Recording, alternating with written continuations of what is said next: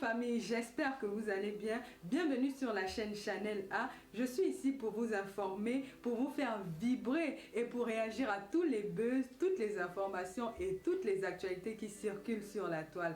Mettez-vous à l'aise, voici les nouvelles du jour. Au passage, c'est pas ordre alphabétique. Donc du coup, je me dis, parfois c'est pas un peu trop, parfois c'est pas de sa faute. Donc de me considérer comme amie et à chaque fois de répéter ça dans ses récits de merde et dans ses inepties qu'elle raconte ou dans ses idioties qu'elle raconte lorsqu'elle veut parler de moi.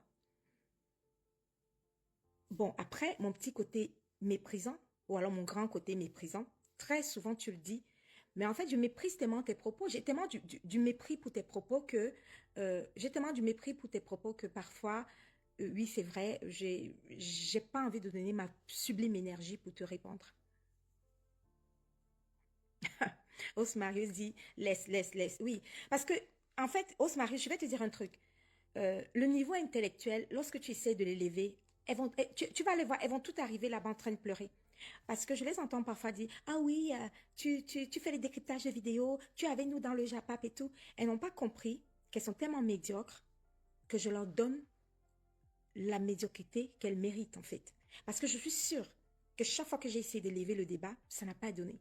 Elles ont un niveau de médiocrité tellement grand qu'en fait, je ne peux que leur offrir de la médiocrité. Elles sont contentes. Lorsque je leur offre de la médiocrité, ah ben, elles sont heureuses parce que c'est leur niveau, en fait. Et dès que j'essaye un peu d'élever le débat, dès que j'arrive un peu dans un niveau intellectuel, tu vas les voir s'exciter, soit elles s'enfuient, soit elles partent, parce qu'elles n'ont pas la capacité intellectuelle. Elles n'ont pas le bagage intellectuel de me suivre. Elles ne pourront pas. C'est pour ça que tu vois que quand j'entre dans leur conneries de décryptage de vidéos, de Japap et tout, ben, elles sont heureuses. Quand je leur offre la médiocrité qu'elles méritent, puisqu'elles sont médiocres, ben elles sont heureuses. Voilà. Alors, j'ai ce petit côté, c'est vrai, très méprisant. Oui, je suis méprisante. Je suis la méprisante de la toile. J'ai beaucoup de mépris pour les idiotes. J'ai beaucoup de mépris pour les cancres. J'ai beaucoup de mépris aussi pour les... des abrutis. Et le problème, c'est qu'on vit dans une société, la société, le monde japaptique en fait. Le monde japaptique, tu vas te rendre compte que c'est un monde constitué à 90% de cancres, d'abrutis, d'illettrés, d'analphabètes et d'idiotes. 90%, voilà ce que nous avons comme auditeurs. Je ne sais pas si vous comprenez. Donc du coup, ces 90% d'idiotes et de cancres, et tout ce que vous voyez, et tout ce que j'ai cité, nous qui ne le sommes pas, c'est-à-dire les 10% qui restent, parfois quand j'arrive dans leur monde d'idiotes et de cancres, d'incultes surtout, je suis obligée de leur proposer la médiocrité qu'elles méritent. Parce que si j'essaye un peu d'élever le débat, ben, je suis désolée, quoi. Elles auront du mal à se mettre au niveau. C'est pour ça que très souvent, je me mets à leur niveau, je leur donne la médiocrité qu'elles méritent, je n'élève pas le débat, je ne fais pas plus d'efforts que ça, et puis voilà, quoi. Donc, j'étais sur Fleur de Lys, en fait, pour lui faire comprendre que ta capacité, ton habitude, lorsque tu t'adresses à moi, de très souvent venir me coller une soi-disant amitié, ah, c'était mon ami et tout ça, tu insistes en fait à vouloir faire croire aux gens, aux idiotes de toute façon qui te suivent, aux moutons qui te suivent, que nous avons été amis. Mais je dis une fois de plus que ce n'est pas de ta faute. Parce que si tu avais ouvert un dictionnaire un jour, encore qu'il faudrait que tu l'achètes. Si tu as, parce que je n'imagine pas quelqu'un qui soit assez stupide pour t'offrir un dictionnaire. Mais si tu avais ouvert un dictionnaire un jour, et que si tu sais fouiller un dictionnaire, que tu étais tombé sur le mot ami ou amitié, tu aurais compris que je n'ai jamais été ton ami. Voilà. Voilà. Donc, je n'ai jamais été ton ami. Donc, ça, c'est pour la partie dans ton fameux récit de merde à la con où tu racontes ah ben oui, c'était mon... Je suis pas ton ami, Fleur de Lys. Je ne l'ai jamais été. Et je ne le serai jamais. Je ne vois pas ce qu'on a partagé ensemble en tant qu'amis. Non. Qu'est-ce que tu as comme confidence de moi? Aucune. Qu'est-ce que moi j'ai comme confidence de toi? Aucune. Elle est où la partie amie en fait? Non, j'aimerais savoir, est-ce que nous avons la même classe sociale? Non. Est-ce que nous avons exercé le même métier? Jamais. Est-ce que nous avons vécu, je ne sais pas moi, dans la même ville? Pas du tout. Est-ce que tu as mon niveau intellectuel? Non. As-tu mon bagage intellectuel? Non. Mais notre amitié, en fait, elle a commencé où, en fait? On n'a pas de confidence ensemble, on n'a pas le bagage intellectuel, on n'a pas le même bagage intellectuel, on n'a pas le même conseil intellectuel, on ne se fait pas des confidences, on ne s'est jamais fait des confidences. Il y a un problème. Lorsque tu parles de moi, évite de prononcer les mots que tu ne connais pas. Tu ne connais pas la définition du mot ami. Donc ne dis pas que j'étais ton ami. S'il te plaît. Merci.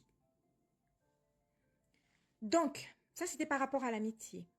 Elle a dit aussi dans son récit de merde, là où elle racontait ses inepties habituelles, elle a dit, moi elle venait chez moi et moi j'allais chez elle, que je suis allée chez elle à Lille et elle venait également chez moi, Fleur de Lille.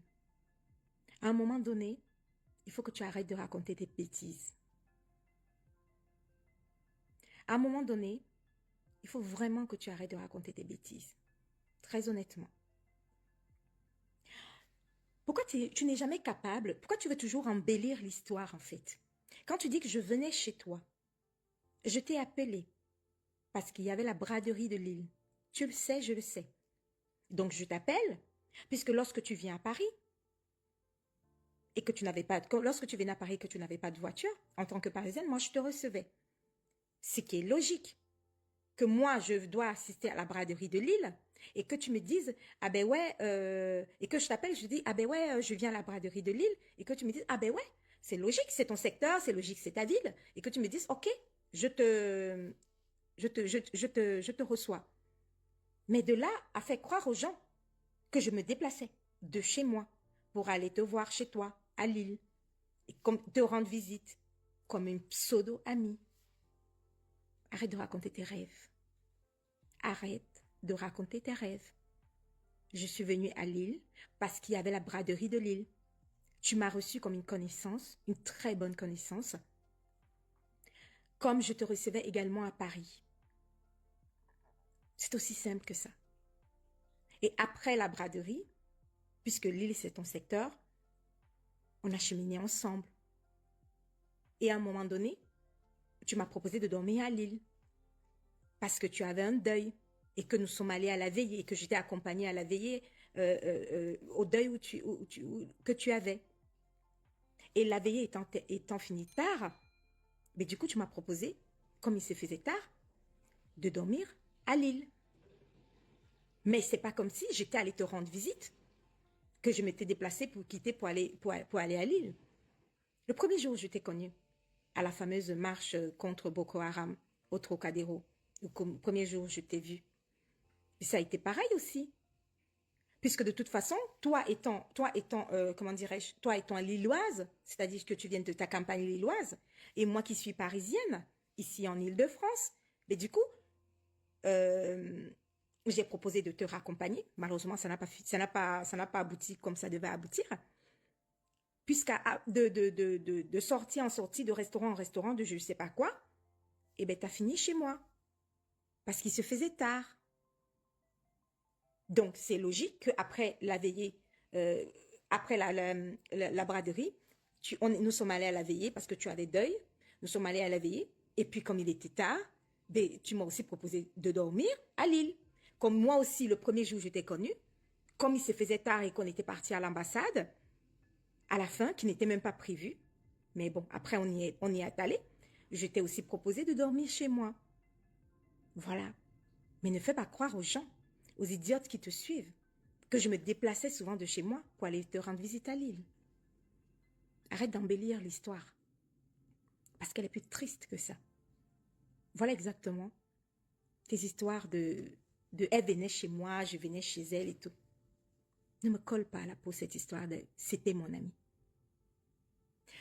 Je vais aborder le problème du procès, de ton entreprise, de elle a volé mon nom, les mêmes victimisations. Fleur de Lille, tu sais très bien. J'ai un niveau de mépris par rapport à tes propos. C'est-à-dire que j'ai un niveau de mépris par rapport aux inepties, aux idioties que tu racontes. Ah, en fait, tellement t'es je sais pas, t'es la médiocrité incarnée, en fait. T'es tellement médiocre que j'ai du mépris pour les médiocres et pour les idiotes, en fait, qui suivent les médiocres. J'espère que tu me comprends. Que parfois, je me dis, euh, elles sont qui pour que je vienne me justifier sur des conneries et les débilités que tu racontes? Parce qu'en fait, tu racontes des conneries. Parce qu'en fait, tu racontes des débilités. Tu racontes des choses qui t'arrangent. Et on sait pourquoi tu racontes ce genre de choses. Pour jouer à la victime, pour que les idiotes qui te suivent trouvent que tu es la parfaite, tu es celle qui est gentille et que c'est l'autre qui est méchante. Tu as toujours cette obstination à vouloir prouver que, en fait, moi, je suis bien et que les autres, elles sont méchantes. Moi, je suis bien et que Patricia, elle est la plus haineuse. Elle est méchante. Ah ouais, j'avais une entreprise de 200 000 euros. Elle m'a cassé mon entreprise. T'as déjà une entreprise de 200 000 euros quand, Fleur de Lune? À quel moment de ta vie? Tu sais ce que c'est que 200 000 euros? Non mais attends. Parfois tu racontes des bêtises. Je me dis, mais je sais pas. Les mêmes bêtises que tu racontes, les mêmes conneries, les mêmes débilités. Heureusement que comme tu es médiocre, tu offres de la médiocrité à celles qui te suivent, en fait. Après, je te comprends. On est dans un panel où on se retrouve avec 90% de médiocres. Je comprends pourquoi tu es au niveau où tu es là. Parce que les 10% qui restent et qui en ont dans la cervelle et qui ont, je dirais, le quotient intellectuel qui tend vers plus l'infini, savent très bien que tu racontes des bêtises. Savent très bien que tu dis des conneries. Vous savez, sur les réseaux sociaux, il y en a qui entrent, qui sortent. Il y a les nouveaux. Il y a les nouvelles personnes peut-être qui ne m'ont pas encore écouté. La débilité que cette saute de Fleur de Lille raconte là, par rapport à ces entreprises à la con, je vais vous expliquer ça. Il y en a une qui s'excite, elle souffre tellement. Waouh!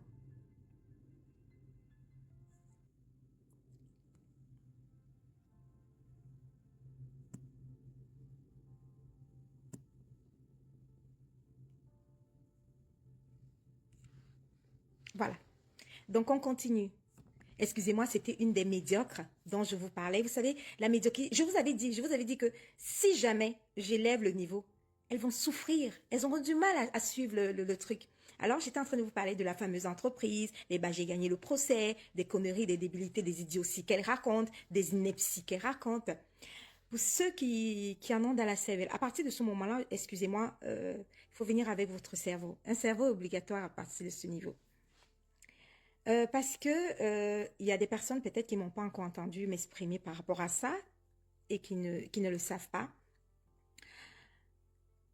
Fleur de Lille, à moins que tu ne sois une idiote, à moins que tu ne veux t'accrocher à une histoire sortie tout droit, je sais pas, d'Alice au pays des merveilles, par exemple. Tu as perdu le procès. Très honnêtement, je ne sais pas pourquoi tu essaies de te convaincre. Tu as toujours envie d'essayer de te convaincre. Arrête de te convaincre. Je sais que la pilule a été difficile à avaler. Je sais que la pilule a été dure à avaler. Mais c'est un fait, gars. Arrête de te vendre des rêves. Je sais que c'était pénible. Ouais, c'est dur.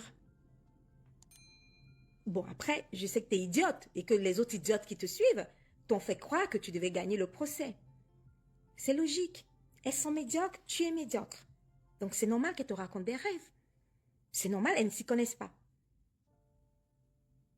La pilule est difficile à avaler, ma puce.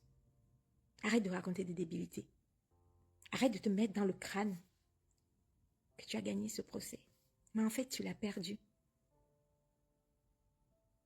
Alors pour ceux qui ont de la cervelle, j'essaye un peu d'expliquer en quelques phrases, hein. Pas plus, hein. En quelques phrases un peu. Je vais pas être longue.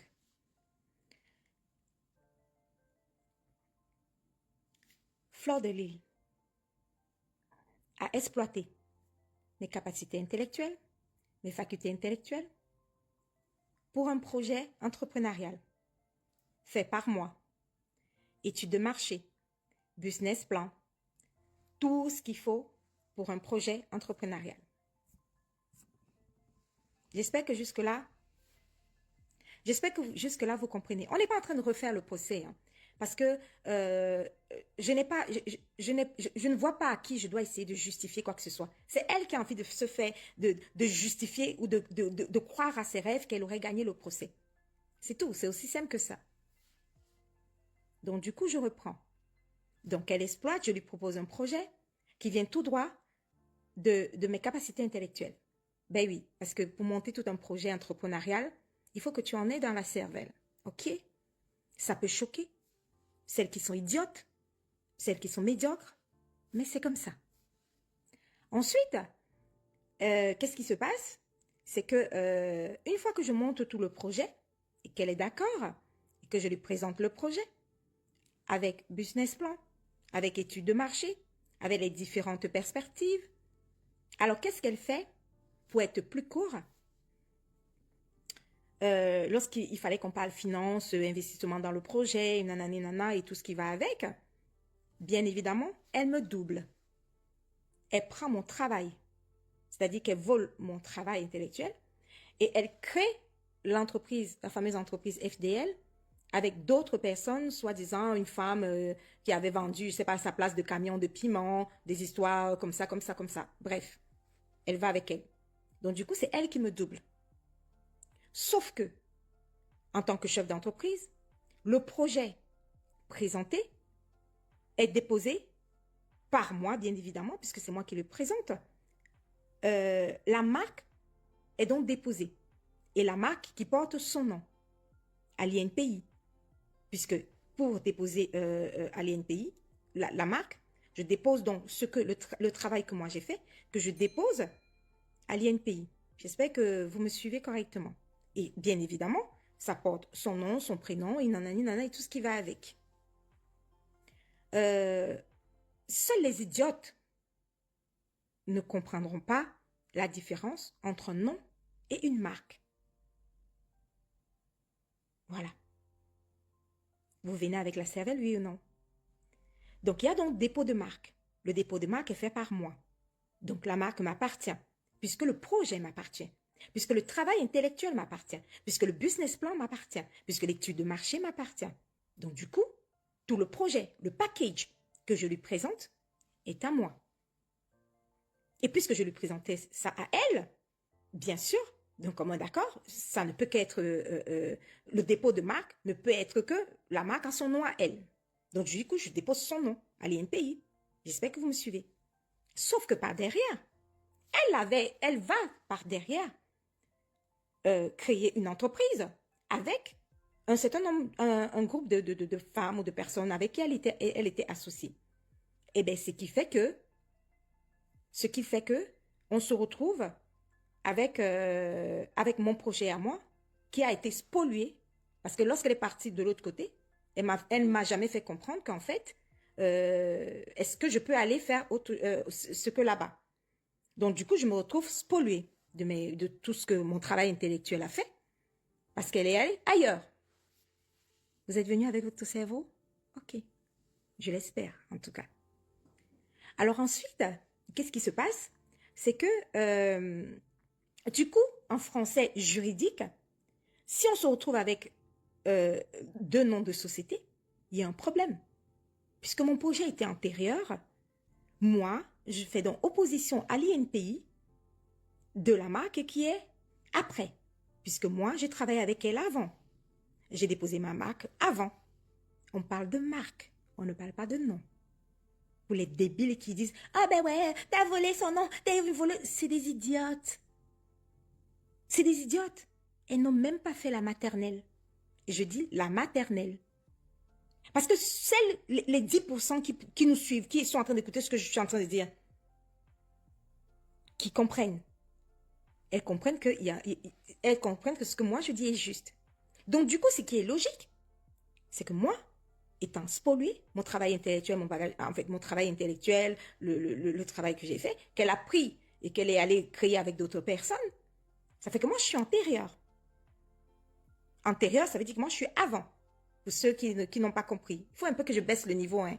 Dites-moi si c'est un peu trop élevé là, s'il vous plaît. Écrivez en commentaire si le niveau est trop élevé, je vais baisser un peu. S'il vous plaît, j'attends les commentaires. Écrivez en commentaire si c'est trop élevé. Je vais traduire en français facile.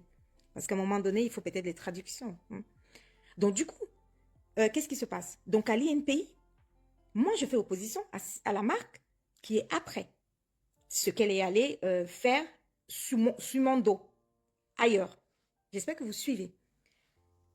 Lorsque je fais opposition, l'INPI statue et estime que mon travail que moi j'ai déposé avec la marque que j'ai déposée, j'ai donc raison.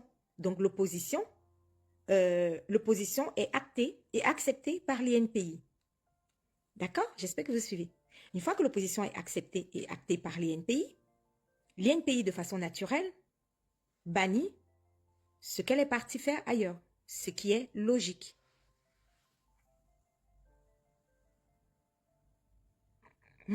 Certaines personnes me disent de baisser le niveau, que c'est trop fort, que c'est bourré de personnes qui n'ont pas dépassé la maternelle. Waouh! Les gens me demandent de baisser le niveau, que c'est trop fort. Vous voulez les décryptages, non? Vous voyez, c'est pour ça que je vous sers la médiocrité.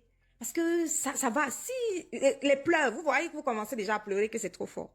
Donc du coup, l'opposition marche de façon logique et normale parce que l'INPI prend sa décision que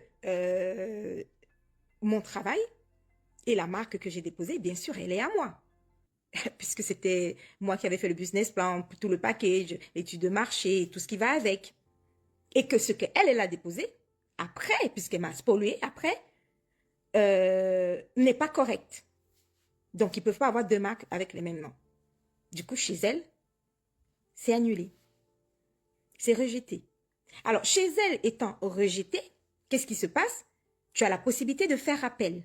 Donc, du coup, elle fait appel de la décision. J'espère que vous suivez.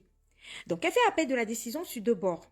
C'est-à-dire, un premier bord pour contester la décision de l'INPI en province, dans son fief, et une autre attaque en justice, cette fois-ci, parce qu'elle estime, elle raconte à son avocat qu'elle estime que j'aurais volé son nom.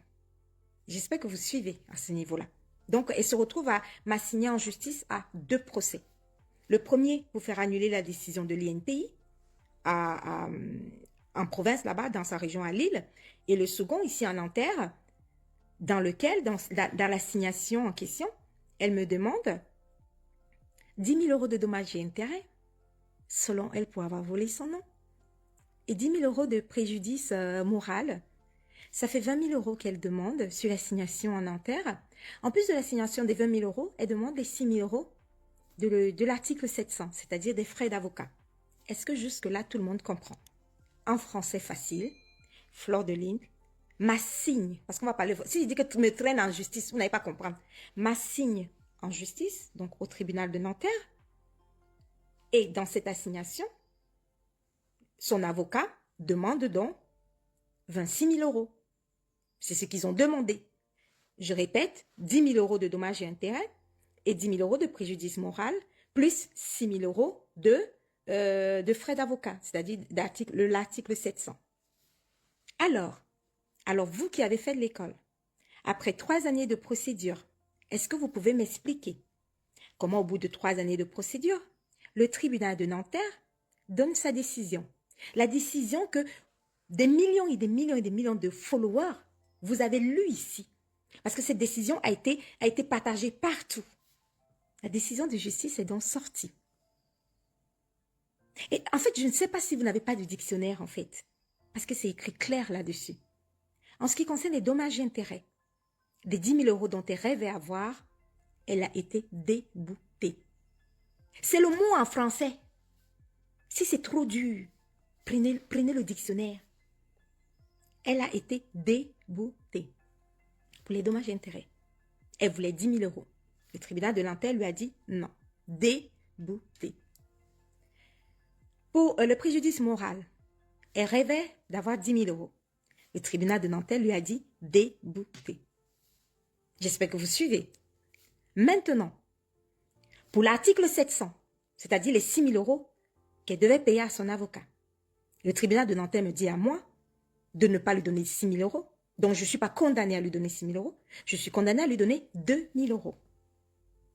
Alors, en français facile, ce que je ne comprends pas, c'est que si tu assignes quelqu'un en justice et que tu attends 26 000 euros et que tu es débouté des dommages et intérêts de 10 000 euros et que tu es débouté du préjudice moral de 10 000 euros et que même sur l'article 700, le tribunal me dit de te donner 2 000 euros au lieu de 6 000.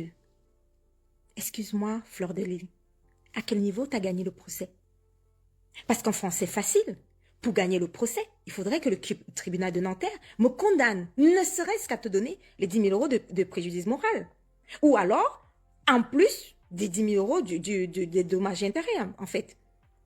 Mais je n'ai été ni condamnée à payer les 10 000 euros de préjudice moral, ni les 10 000 euros de dommages et intérêts.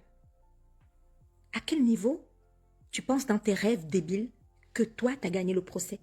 Le mot débouté, tu connais pas? Tu prends un dictionnaire et tu lis le mot. Tu cherches le mot débouté, en fait. Tu as été débouté, Gaël. Arrête de raconter tes rêves. J'ai gagné le procès. Pourquoi tu penses que tu es obligé pourquoi tu penses que tu es obligé de faire croire aux gens que tu as gagné le procès? Pourquoi tu t'obstines, en fait? Puisque nous avons tous lu la décision de justice partout, Gaël. Tu as été débouté. Tu voulais 26 000 euros. Le tribunal t'a débouté. C'est ça, c'est le mot qui avait écrit, débouté. Parce que tout ce que tu as raconté, c'était des conneries. J'ai pas eu besoin. Moi, j'ai fait ma plaidoirie. Hein. J'ai dit aux avocats que mettez-vous derrière. Moi, je peux faire ma plaidoirie. J'ai démonté toutes les bêtises que ton avocat a racontées là. Toutes les merdes que tu fabriquais et tout ça.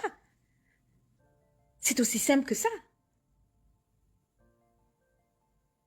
Donc, tu as été débouté. Tout le monde a lu ça. Ça traîne encore sur Facebook là. Si vous tapez sur Facebook, vous allez trouver.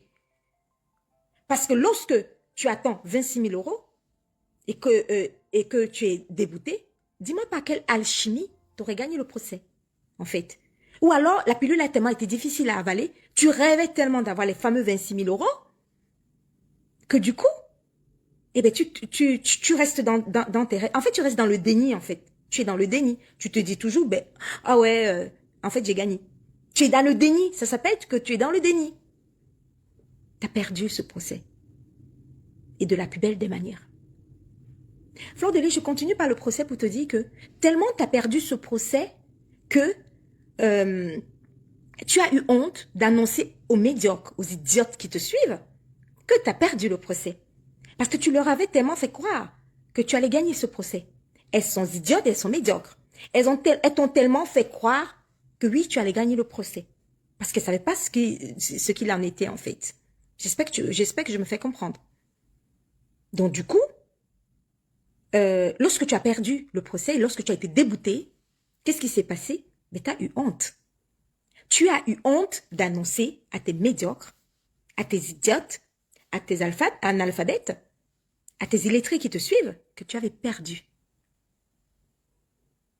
Alors les fameux 2 000 euros de l'article 700 que le tribunal me demande de te donner, l'article 700, pour ceux qui n'ont pas fait l'école, il s'agit des frais d'avocat. Je suis obligée de traduire en français facile, hein, de mettre ça un peu à votre niveau, parce que quand ça monte trop loin. Alors, les fameux 2 000 euros que le tribunal de Nanterre me demande de donner à tes avocats, qu'est-ce qui se passe? Je ne t'ai jamais donné de chèque. Je ne t'ai jamais fait de chèque. Arrête de raconter des inepties. En fait, j'ai tellement de mépris pour les idioties que tu racontes que parfois je me dis, oh, pourquoi je vais gaspiller mon précieux temps et ma précieuse énergie pour essayer de justifier, en fait, pour convaincre qui, en fait, les 90% de débiles qui nous suivent.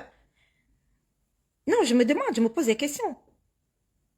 On est suivi par 90% de personnes qui ont un quotient intellectuel qui tend vers moins l'infini. Je répète cette phrase. On est suivi par 90% de personnes qui ont un quotient intellectuel qui tend vers moins l'infini. Excusez-moi, c'est mon petit côté terminal C, vous comprenez? Bon, pour ceux qui ne savent pas ce que c'est que moins l'infini, vous savez, je vais vous expliquer. En terminal, il y a 0 ici, Il y a moins l'infini là-bas, il y a plus l'infini là-bas. Voilà, je suis obligée de... Parfois, je ressens un peu mon petit côté terminal C. Qu'est-ce que vous voulez? Quand vous étiez la seule fille en terminal C, excusez-moi, ça ressort quand même. Et on a des restes, en fait, malgré la vieillesse. Donc, du coup,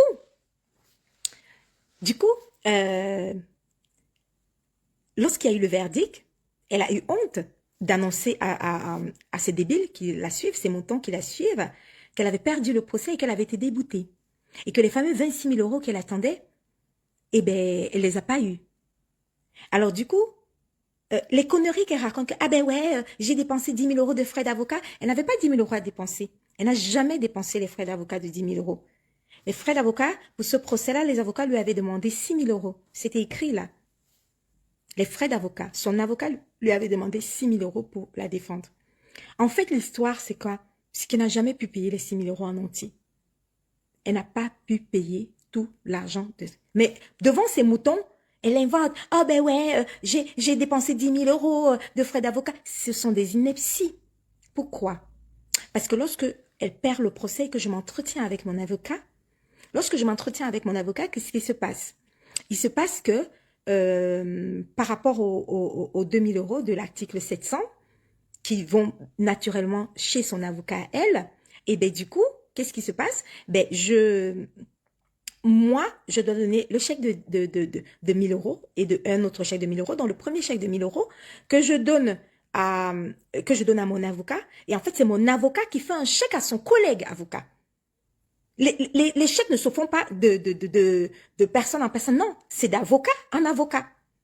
Donc du coup, mon avocat fait un chèque à son avocat, le premier chèque de 1 000 euros, mais en fait, quand je regarde mon compte bancaire, il est pas débité. Je me dis, ben, il y a un problème. Elle a honte de venir dire à ces merdes qui la suivent qu'elle a perdu le procès, mais en plus de ça, mais qu'est-ce qui arrive?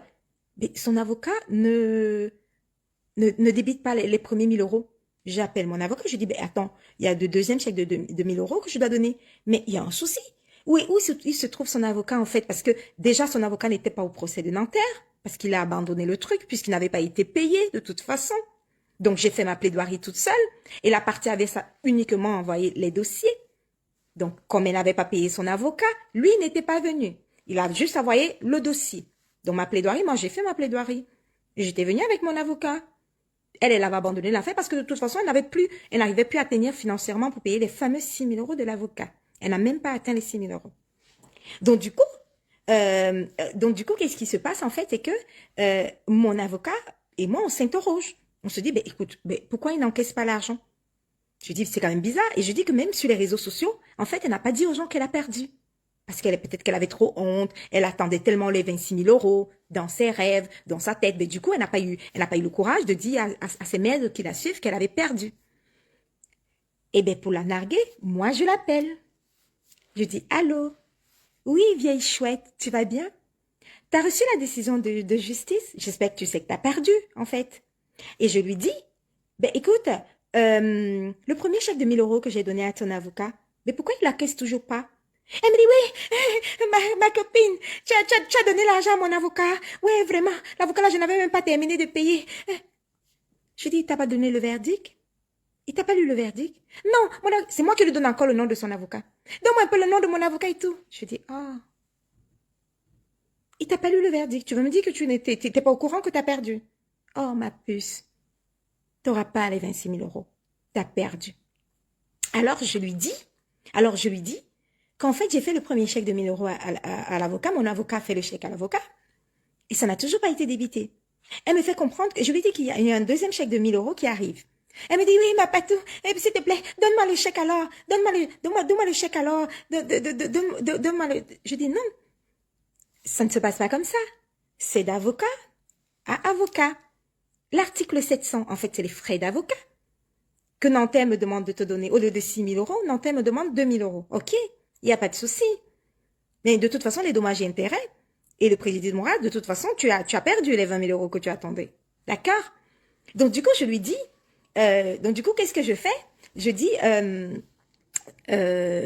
dis non, ça se passe pas comme ça. Donc, tu appelles ton avocat, tu t'entretiens avec l'avocat et bien évidemment, il me dit oui, mais tu sais que je l'avais pas payé, non, je n'avais pas terminé de le payer et tout ça. Mais je dis, revois ton avocat, va voir ton avocat, et peut-être que le premier fameux chèque, ou alors le deuxième chèque qu'on va lui donner, peut-être il va te le donner si tu as payé tes frais d'avocat. En fait, lorsqu'elle vous parle et qu'elle vous dise que tu m'as donné l'argent, tu m'as fait des chèques, je n'ai jamais encaissé des chèques, elle ne pouvait pas encaisser ces chèques. Parce que les chèques que j'ai faits, ou que mon avocat a fait à son avocat, c'est au titre de l'article 700. L'article 700, c'est les frais d'avocat. Que eux, les avocats, ils avaient demandé 6 000 €. Mais en fait, ils n'ont eu que... Nanterre a demandé que je donne 2 000. J'espère que jusque-là, vous suivez. Donc, du coup, vous savez qu'elle est idiote. Elle est d'une idiotie légendaire, en fait. Parfois, je ne lui en veux pas. Vous savez, elle est médiocre. Hein. Elle est analphabète, elle est illettrée, elle est médiocre. Mais du coup, parfois, quelque part, je me dis que c'est pas de sa faute, en fait. C'est une fille bien, hein. Mais côté intellectuel, elle a des lacunes, en fait. Elle est très limitée, elle n'est pas cultivée du tout, elle est très limitée, elle a des lacunes. Donc, du coup, elle ne raconte que ce qui sort de son imagination de débile, en fait. Elle ne raconte que des inepties, des médiocrités. En fait, elle ne raconte que ses rêves. Je ne lui ai jamais fait d'échec à elle. La décision de justice est dans tout Facebook, ça se balade dans tout Facebook, là, partout, partout, partout. Donc, ces conneries qu'elle raconte que je n'ai même jamais pris l'argent. J'ai dit que je ne prends pas l'argent. Mais tu n'avais pas à prendre l'argent. Regarde, tu n'avais vraiment pas à prendre l'argent. Parce que cet argent ne t'était pas destiné.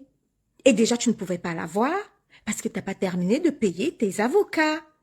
Tu n'as jamais atteint les 6 000 €. Tu as donné une avance, certes, mais tu n'as pas terminé de payer tes avocats. Donc, du coup, tu ne pouvais pas avoir les fameux 2 000 € qui étaient au titre de l'article 700, c'est-à-dire les frais d'avocat. Petite peste. Parfois même, je n'ai même pas envie d'être insultée parce que insulter, c'est comme si, voilà quoi, je me moquais d'une idiote en fait. C'est pas de ta faute. Je pense que tu dois avoir un niveau maternel, quelque chose comme ça.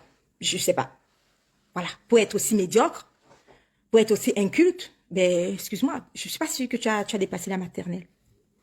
Donc, du coup, qu'est-ce qui se passe? En fait? C'est que, donc, l'avocat rentre dans les frais. Hein. Après quelques temps, il réussit à rentrer dans ses frais. Mais en fait, il garde l'argent. Ce qui est logique, en fait. Il est obligé de garder l'argent parce que de toute façon, elle n'avait pas terminé ses frais d'avocat. Donc, quand elle vient raconter ses inepties, ses débilités, ses conneries, mais en fait, on croit ce qu'elle raconte parce qu'elle s'adresse à un public de médiocres. Si tu es idiote et que tu t'adresses à des idiotes, ça va donner quoi comme résultat? Mais du coup, les idiotes vont croire à tes idioties. Est-ce que vous comprenez? Je reprends. Si tu es idiote et que tu t'adresses à des idiotes, ben du coup, les idiotes vont croire à tes idioties. C'est logique. C'est aussi simple que ça. Le niveau est bon. S'il vous plaît, dites-moi si le niveau est bon. Si vous voulez qu'on rentre dans le bracata, on va rentrer dans le bracata. Hein?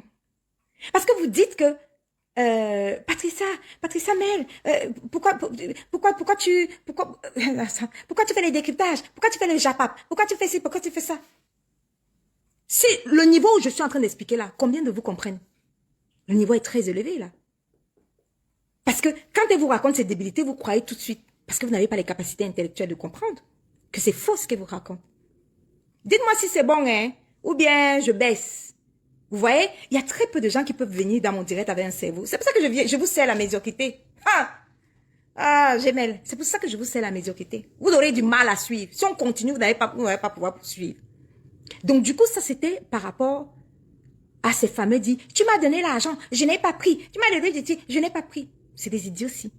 Vous avez donc compris que l'argent ne lui a jamais été remis et que ce n'était que, et que l'article 700, c'est les frais d'avocat que j'ai donné à son avocat et que l'avocat ne pouvait pas lui donner parce qu'il n'avait pas terminé les frais d'avocat. Voilà, c'est de ça qu'il s'agit. J'espère que finalement cette partie-là vous avez compris, pour ne pas être très longue par rapport à ça. C'était un peu pour réexpliquer un peu cette partie-là. Donc après elle a parlé de félicitations pour ta grossesse. Écoute Fleur de Lys. je veux te parler sérieusement et sincèrement. Tes félicitations, tu peux aller te les mettre dans, je sais pas, dans les chiottes en fait. Non, franchement. Tes félicitations, j'en veux pas. Alors tu as dit que oui, j'étais haineuse, j'étais méchante. Tu n'as jamais eu une entreprise, tu n'as jamais eu 200 000 euros en fait. J'ai vu le capital, puisque j'ai vu comment on appelle ça, les statuts, ça s'appelle comme ça juridiquement. J'ai vu les statuts de tes entreprises, j'ai vu les associés, donc je connais le capital de ton entreprise. Arrête de raconter des débilités. Ah ben ouais, j'avais 200 000 euros. T'as mis 200 000 euros quand tu les as pris où? Dans des passes à 40 euros que tu fais là? Tu fais des passes à 40 euros? Et tu racontes que tu avais 200 000 euros, tu avais une entreprise. Fleur de Lille, je n'ai jamais fait tomber ton entreprise. Tu m'entends? Je n'ai jamais fait tomber ton entreprise. Tu sais pourquoi FDL n'a pas marché? Je vais te dire, ma puce. Tu le sais et je le sais. Mais je vais te dire. D'accord? FDL n'a pas marché parce que tu n'as aucune compétence en gestion, en comptabilité, en quoi que ce soit dans le monde entrepreneurial. En fait, FDL n'a pas marché tout simplement parce que tu t'es dit que comme j'ai des moutons qui me regardent, comme j'ai des abrutis qui me regardent, comme j'ai des idiotes qui me regardent, je peux être chef d'entreprise. Donc du coup, je peux ramasser des produits en Chine et j'arrive là et je dis que je vends des lunettes ou je sais pas quoi, des coffrets de je sais pas quoi et que je fabrique des produits cosmétiques et après je vends. Donc du coup, tout ça pour te faire comprendre que, en fait, pour être chef d'entreprise, il faut avoir des compétences. Il faut avoir un certain nombre de compétences. On n'est pas chef d'entreprise parce qu'on a des moutons que quand tu lances le direct à 5000 vues et tu penses que tu peux être chef d'entreprise. D'accord? Si tu dis, écoutez ça, cette partie-là, c'est très important parce que on va encore élever le niveau. Si tu dis que c'est à cause de moi que ton entreprise est tombée, j'aimerais te poser des questions. Pourquoi FDL Cameroun est tombé comme on a vu là? Si FDL France, c'est de ma faute, ok? Essayons de te l'accorder pour te faire un peu plaisir, d'accord? Mais FDL Cameroun, là, que tu partais ramasser des produits, en fait, qui étaient fabriqués dans ton laboratoire de la maison de Bonaberry et tout ça là, pourquoi ça aussi c'est tombé? Tu peux me dire pourquoi c'est tombé? Je te repose la question. Pourquoi ça aussi c'est tombé? Tu veux me faire croire que je suis aussi allée au pays et je suis aussi allée faire tomber FDL Cameroun? Tu sais pourquoi c'est tombé? Une fois de plus, tu n'as aucune compétence dans l'entrepreneuriat. C'est tombé parce que tu montes des projets, parce que tu vois que lorsque tu te connectes, tu as 5000 personnes en direct et que tu te dis que avoir 5000 personnes en direct signifie que tu es chef d'entreprise, signifie que tu peux être chef d'entreprise. Tu n'as aucune capacité intellectuelle, tu n'as aucune formation, tu n'es même pas allé à la chambre de métier ou à la chambre de commerce, essayer de prendre quelques cours de gestion, ni quoi que ce soit. Alors c'est tout à fait logique que des projets bidons, des projets mal ficelés tombent. Si c'est toi qui fais la gestion, c'est logique que ça tombe. Alors tu peux embaucher autant d'experts comptables que tu veux, tu peux embaucher autant de directrices commerciales que tu veux, tu peux embaucher qui tu veux. Mais en fait, c'est toi qui es la gestionnaire, tu n'as pas de compétences. On voyait, tu t'es concentré sur ton entreprise uniquement un mois. Et après un mois, qu'est-ce que tu as commencé à faire? Tu as repris tes valises. Et tu as commencé à tirer tes valises. Et tu t'es dit, ouais, je tire mes valises de toute façon. Une entreprise, c'est du travail, en fait. On s'assoit et on travaille. On a des compétences pour. On essaie de comprendre les techniques commerciales, comment on peut développer l'entreprise, comment on peut gérer. Il y a un certain nombre de choses. Même des locaux à Beauvais que tu es parti prendre pour le tape à l'œil, des grands locaux et tout ça, tu n'en avais pas besoin pour un début, girl. Il y avait personne pour te conseiller. Je peux comprendre, je peux voir le business plan de cette entreprise-là. Si ça tient la route, Fleur de Lille. Est-ce que tu sais ce qu'on appelle un business plan? Est-ce que tu sais ce qu'on appelle une étude de marché? Pour venir raconter des inepties. Tu vois, tu prends toujours des raccourcis. Mais parfois, je te dis, je te jure, je t'en veux pas. C'est ton idiotie, en fait. Mais c'est pour ça que je t'en veux pas. C'est ta médiocrité. T'es tout simplement médiocre. Mais comme on vit dans un monde où on a valorisé les médiocres, mais c'est pour ça que tu es là où tu es là et que tu peux raconter des conneries aux connards qui te suivent. Ou si tu veux, on va avec idiote. Tu peux raconter des idioties aux idiotes qui te suivent. C'est aussi simple que ça. Parce que tu ne peux pas me dire. Parce que en fait, tu ne veux pas reconnaître la réalité en face. Il était où le business plan en fait? Les entreprises sont montées uniquement parce que tu vois que tu as 5000 personnes connectées. Alors, oh, j'ai 5000 personnes connectées, j'ai mes abeilles chou, mes abeilles d'amour, je suis chef d'entreprise. On n'est pas chef d'entreprise parce qu'on a 5000 personnes connectées. On a chef d'entreprise parce qu'on a des capacités intellectuelles.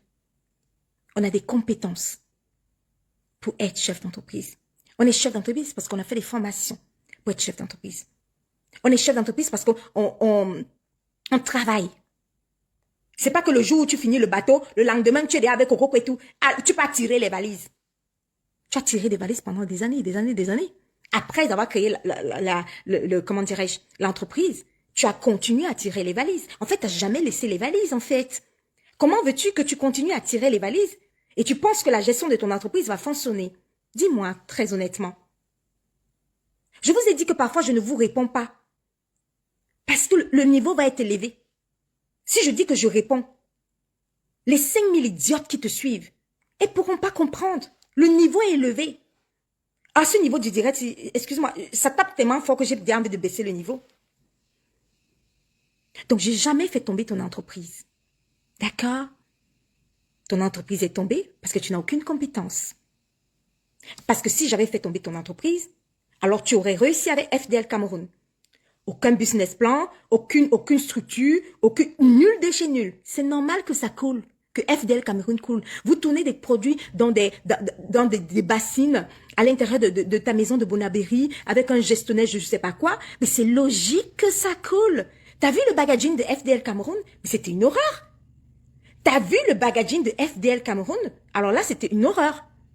Qui t'a conseillé ce type de packaging merdique là? Tes produits du Cameroun là, de FDL Cameroun, ben, ils avaient un packaging tout moche, ils avaient un packaging médiocre, pas travaillé du tout, la photo est moche, les produits étaient toxiques. Mais avec ça, tu espérais que FDL Cameroun aille où? C'était logique que ça tombe. La logique, c'était logique que ça tombe. Et après, tu vas rechercher les coupables, tu vas marcher en route comme une folle.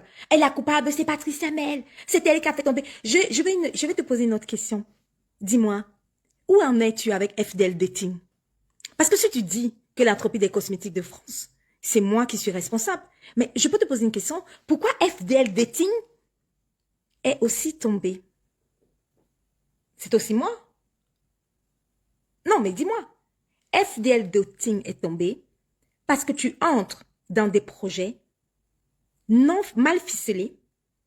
Tu entres dans des projets mal ficelés et tu crois que dans ta tête, avoir des abonnés vont suivre des projets mal ficelés. Parce que juste parce que tu as des abonnés, non. C'est pour ça que tous les projets mal ficelés, sans études de marché, sans business plan, sans avoir travaillé correctement, tous ces projets-là, ils tombent. Alors, arrête de chercher le bouc émissaire, en fait. Arrête de chercher, oui, c'est elle. On a vu ici comment tu étais poussé dans tes mensonges. Ah ben oui, la bio, c'est à moi et tout ça. Tu t'es efforcé à faire croire aux gens que c'est à toi. En fait, tu as toujours besoin de raconter des inepties aux idiotes qui te suivent, en fait.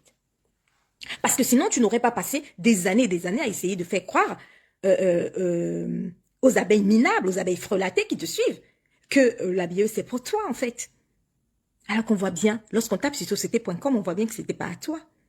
D'accord? D'accord? Ah, dites-moi si ça commence à pleurer là. Ça y est, il pleure déjà?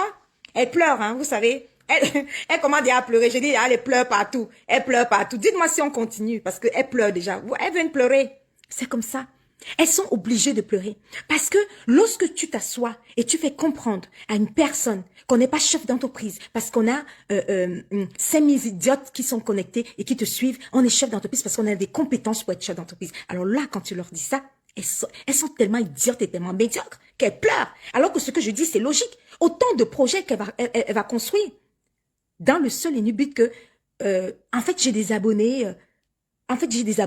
mes projets vont marcher. Tous ces projets-là tombent. On se forme en tant que chef d'entreprise. On va suivre des formations, ne serait-ce qu'à la chambre de commerce, à la chambre de métier. Ils organisent des petites formations, des petits séminaires. Ta pige? Dans ton histoire que, ouais, j'avais une entreprise de 200 000 euros. Elle a fait tomber. Arrête. D'accord? Ok.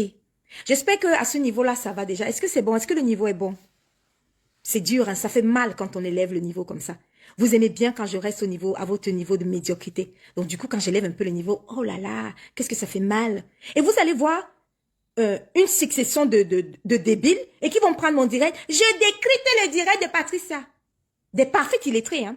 Analphabètes, des illettrés, des incultes. Elles vont cliquer. Elle a incité notre marfo. Elle a incité notre marfo. Je vais décrypter son direct. Je vais décrypter son direct. Sans matière grise. Vous allez les voir là tout à l'heure. Toutes débiles les unes des autres. Toutes idiotes les unes des autres. Toutes médiocres les unes des autres. Et vous allez les voir. Elles vont se permettre. Patricia m'a dit quoi? Elle a incité notre marfo. Elle a volé le nom. Elle a volé. Notre marfo n'a même pas pris ton argent. Voleuse. Et avec ça, vous vous étonnez. Pourquoi j'ai ce côté méprisant? Ouais. Je méprise les médiocres. Je méprise les médiocres. Je méprise les cancres. Oui. Elle est hautaine? Oui. Allez-y. Donc, on continue. On va peut-être terminer. Hein. Qu'est-ce que j'ai entendu d'autre d'elle? Elle a dit quoi d'autre? Elle a dit... elle m'a reproché le fait que je sois allée chez la lionne. Donc, on va prendre un peu ce petit paragraphe-là. Elle a reproché le fait que je sois allée chez la lionne. En fait, Fleur de Lille, parfois tu as la mémoire courte, en fait. C'est pour ça que moi, honnêtement, je ne t'en veux pas. Tu comprends? Je te jure, je ne t'en veux pas. Ce sont les effets de ta médiocrité qui te font ça. C'est qui la lionne, en fait? La lionne, c'est une de tes lieutenants. On va appeler ça Chinda. Voilà. Qui n'existe que par le fait qu'elle chante ton nom. Elle chante à ta gloire, en fait. C'est ça, la lionne. Alors, lorsque le problème de Coco Kwetu est arrivé ici, lorsque Coco Kwetu t'a mis un coup de pied, je répète, lorsque Coco Kwetu t'a mis un coup de pied dans le derrière et qu'elle ne voulait plus de toi et qu'elle t'a lâché comme une merde et qu'on t'a vu ici là, on t'a vu ici là déambuler comme une chiotte, qu'est-ce que t'as fait? Il y avait qui pour te relever?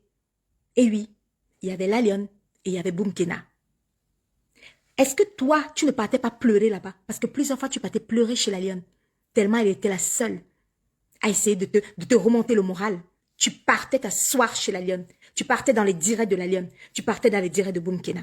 Parce que c'était les deux soldats Chinda, qu'on va dire ça comme ça, qui essayaient un peu de te relever. Quand Coco Kwetu t'a donné un coup de pied. Alors aujourd'hui, comme tu as la mémoire courte, tu viens raconter que toi, tu vas dans les directs de la lionne. Et toi, tu faisais quoi là-bas, Fleur de Lille? Quand tu coulais ici, là. Quand tu étais devenue comme une merde à supplier la chatte de Coco Kwetu qui ne voulait plus de toi. Quand tu bavais sur sa chatte ici. Tu faisais quoi dans les directs de la lionne? Parce que la lionne était la seule. Avec Boumkena. À essayer de te relever. À essayer de combattre pour toi. Parce que tu étais au sol. Et aujourd'hui, tu ouvres ce qui se sait de bouche. Vous dites que moi, je suis allée chez la lionne. C'est pas un humain? C'est pas ton Chinda? Et aujourd'hui, que tu es sorti d'affaires, et tu ouvres maintenant ta bouche et tu dis, ah ben ouais, je suis allée, que tu vas pas chez la lionne, et que moi, je suis allée chez la lionne. Really? Je vais pas chez la lionne, pourquoi? Puisque toi, tu y allais. D'accord? Alors, je vais chez la lionne quand je veux. Tu m'entends? Et par rapport à ce que tu as raconté là, que oui, tu es allé te faire humilier là-bas, et tu as une belle maison, faire les travaux dans ta maison, les conneries, les inepties, les idioties. Tout ce que tu racontes là. Tu veux que je te parle de Parker? Parce qu'en fait, c'est d'elle que tu parles. Quand je suis arrivée chez la lionne, la chroniqueuse Parker là, tu dis qu'elle m'a humiliée? Et t'as rien compris à la vie. En fait, si on demande à la lionne quel est ton CV, tu es devenue star comment? Dans la ligne de son CV, en fait, pour ceux qui ne savent pas ce que c'est qu'un CV, un curriculum vitae, donc là, la ligne de son CV, la lionne dira, à la chronique chez Ducamer, j'ai clashé Patricia. C'est un prestige pour elle. C'est le luxe que je leur accorde. Elle est la lionne parce qu'elle m'a clashé. Elle est la lionne parce qu'elle a crié avec moi dans un direct. Elle est la lionne parce que je lui ai donné mon attention, ma précieuse attention, pour qu'elle crie dans un direct et pour qu'on la remarque. Donc du coup, dans son CV, eh ben oui, c'est valorisant. Ah ouais, j'ai crié dans un direct avec Patricia, je l'ai clashé, ouais. Mais tant que ça peut soigner ses frustrations et tant qu'elle peut se sentir exister, mais c'est bien. Attends, il faut parfois donner la chance à certaines d'atteindre un certain niveau. La lionne aujourd'hui, elle est heureuse. Elle sait que dans son palmarès et dans son CV, on dira toujours « Ah ben ouais, t'as clashé Patricia ». Voilà. Et après, elle a ce sentiment de se sentir exister. Ça soigne sa frustration. Ça soigne son complexe d'infériorité. Et ça lui fait du bien. Voilà. Donc du coup, celle qui voulait aussi exister, qui s'appelle Parker, je préfère prononcer son nom comme ça, je la fabrique. Plus ça va, plus je vais la fabriquer. Vous allez voir. Parce que de toute façon, je pense qu'elle va répondre. Alors, celle qui voulait aussi avoir un sentiment d'exister, lorsqu'elle m'a vue chez la lionne, elle s'est dit, waouh, enfin mon idole. Waouh, c'est l'occasion ou jamais. C'est l'occasion rêvée. Enfin, mon idole, elle est là. C'est l'occasion ou jamais, c'est l'occasion rêvée de me la faire, en fait, de me faire un nom. Il faut apprendre à donner la chance à celle qui t'adule. Parce que quand je l'entendais parler, tellement elle avait besoin d'exister, tellement elle avait besoin de me prouver. Elle dit oui, moi aussi je suis intellectuelle, même si tu veux qu'on met des vidéos, je veux aussi mettre des vidéos, même si on parle de boss lady, je veux aussi parler comme une boss lady, je sais parler, je sais m'exprimer. Je suis restée de marbre. Parce que je comprends son désir de me parler. Enfin, je suis là. Enfin, je lui donne mon attention, ma précieuse attention. Et enfin, son idole est là. Elle avait ce côté méprisant, en fait. Elle me disait, oui, si tu veux pas, tu descends du direct. Et il faut la laisser assouvir, ça. Je sais pas. Elle avait besoin de ça. Il fallait que je donne cette chance. Parce que de l'amour à la haine, il y a un pas. La seule façon de se faire, comment dirais-je, de se faire, d'attirer mon attention, c'est qu'elle passe de l'amour à la haine. Parce que cette fille-là de Parker, en fait, je suis son idole, en fait. Donc, elle s'est dit que si elle se fait remarquer négativement en pensant dans ce qui lui sert de cerveau, qu'elle est en train de m'humilier, en fait, ça lui fera du bien. J'espère que je lui ai fait du bien. Si toi, tu considères que c'est une humiliation, il faut parfois faire du bien. Aujourd'hui, elle s'appelle Parker. Et dans son CV, elle aura, ouais, j'ai humilié Patricia. Je suis son idole. Parce que si, en fait, cette fille ne me connaît pas, pourquoi elle me dit, oui, je te suis depuis, elle a précisé que je te suis depuis longtemps, tu joues à l'intellectuel, tu joues à ceci, parce qu'elle est fascinée par moi. Parce que je suis son idole. C'est pour ça que quand son idole arrive, elle veut se comparer à son idole. Elle veut se frotter à son idole. Elle s'appelle Parker. Et qu'elle soit fabriquée. Et dans cette fabrication, qu'elle mette dans son CV, j'ai réussi à parler à Patricia. Qu'elle mette ça dans son CV. Mais comme tu es idiote, je suppose que tu n'as rien compris de ce que je viens de dire. Mais, qu'est-ce que vous voulez? On avance. Donc, on continue. Est-ce que c'est bon? Est-ce que le rythme est bon? Là, on continue. Donc, ça, c'était la partie Fleur de Lys et tout ça. Toutes les inepties qu'elle a racontées, nanana et tout. Voilà, quoi. Ça, c'était la partie Fleur de Lys. Donc, on continue. Contrairement, je vais pas prendre la partie où elle a dit que j'étais méchante, que j'étais haineuse et tout ça là. Je veux m'adresser à tous ceux qui me suivent en ce moment pour vous faire comprendre que ici sur cette toile, je pense que vous êtes, elles sont nombreuses à essayer de faire croire aux autres que les autres sont les haineuses et que elles sont parfaites. Les autres sont les méchantes et que elles sont gentilles. Mais je pense que dans le panel, en fait, dans le groupe Mbrakata dans lequel nous sommes, d'accord? C'est comme dans un film, en fait. Il faut le bon, la brute et le truand, par exemple. Je ne sais pas si vous suivez. Dans un film, il faut le bon, la butte et le truand. Il faut le chef bandit et il faut l'acteur, comme on appelle souvent l'acteur, le chef bandit, donc le bon, le policier qui suit le bandit. Donc, il faut le bon. Donc, du coup, pareillement, dans le Facebook Brakata, qu'est-ce qu'il faut? Ben, il faut la méchante et la gentille. Alors, comme elles estiment que, toi, tu es la méchante, toi, tu es la plus haineuse. Ok, cool. Je prends le trophée. Je suis la plus haineuse de la toile. Parce qu'en fait, vous ne pouvez pas être toute gentille, en fait. Il vous faut une haineuse. Donc, je prends le trophée. Je suis donc la plus haineuse de la toile. Je prends également le trophée. Et je suis la plus méchante, en fait. Si ça peut vous arranger. Ou si ça peut vous faire du bien. Je prends. Ajoutez également que je suis aussi la plus, comment dirais-je? Oui, j'ai mon petit côté méprisant. Mais ça, excusez-moi, je n'y peux rien. Voilà. Donc, vous aurez donc compris que la différence entre les autres, ou alors Fleur de Lys et moi, c'est que, puisqu'elle n'a pas d'argument, et puisqu'elle n'a que la médiocrité à offrir aux médiocres, donc du coup, elle ne peut que passer sa vie ou son temps à essayer de convaincre les médiocres qui la suivent qu'elle est parfaite, et en fait, les autres sont des haineuses. Elle n'est pas haineuse, en fait. Elle est parfaite parce qu'elle a besoin de demander en retour quelque chose à ces abeilles débiles, quoi, à ces abeilles frelatées qui la suivent. Donc, du coup, elle est presque obligée de tout le temps dire que les autres sont les haineuses, les autres sont les méchantes, et elle est toujours la victime. Elle n'a jamais rien fait de mal à personne. Elle est toujours la victime, et elle est parfaite. Ben, du coup, les autres sont méchants. Je prends la méchante. Ce rôle-là me va si bien. Je suis haineuse. Eh bien, je prends la haineuse. Ça me va très bien. Ça va? Vous souffrez bien là dans les directs? Je vois les commentaires. Je lis pas les commentaires. Hein. Je vois qu'il y a quand même une souffrance. Ça souffre dans les commentaires. Est-ce que tout va bien? Est-ce que tout va bien? Est-ce que vous voulez que je lui fasse une petite fleur quand même? Vous le voyez ou pas? On lui fait une fleur quand même, on a trop tapé dessus. Hein. Vous savez, il faut souffler le chaud et le froid.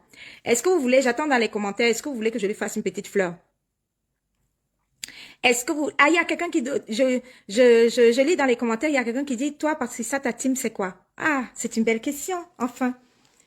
Tu me demandes quelle est ma team? Mais pourquoi je devrais avoir une team? Tout simplement parce que je n'ai rien à demander aux abonnés. Je n'ai absolument rien à demander. Une team, pourquoi? À l'heure où je te parle, ma mère est au Canada. Est-ce que tu penses que je vais venir mettre... un litchi pour le billet d'avion de ma mère qui doit rentrer? Non. C'est pour ça qu'il faut des teams. Parce qu'il faut demander quelque chose. Je n'ai rien à demander. Donc, du coup, je ne vois pas l'intérêt d'avoir des teams. Je ne demande même pas votre amour. Pourquoi? Parce que je ne peux pas vous donner cet amour en retour. Tu ne connais pas les règles de ma page. Tu arrives, tu prends du fun, et après tu pars.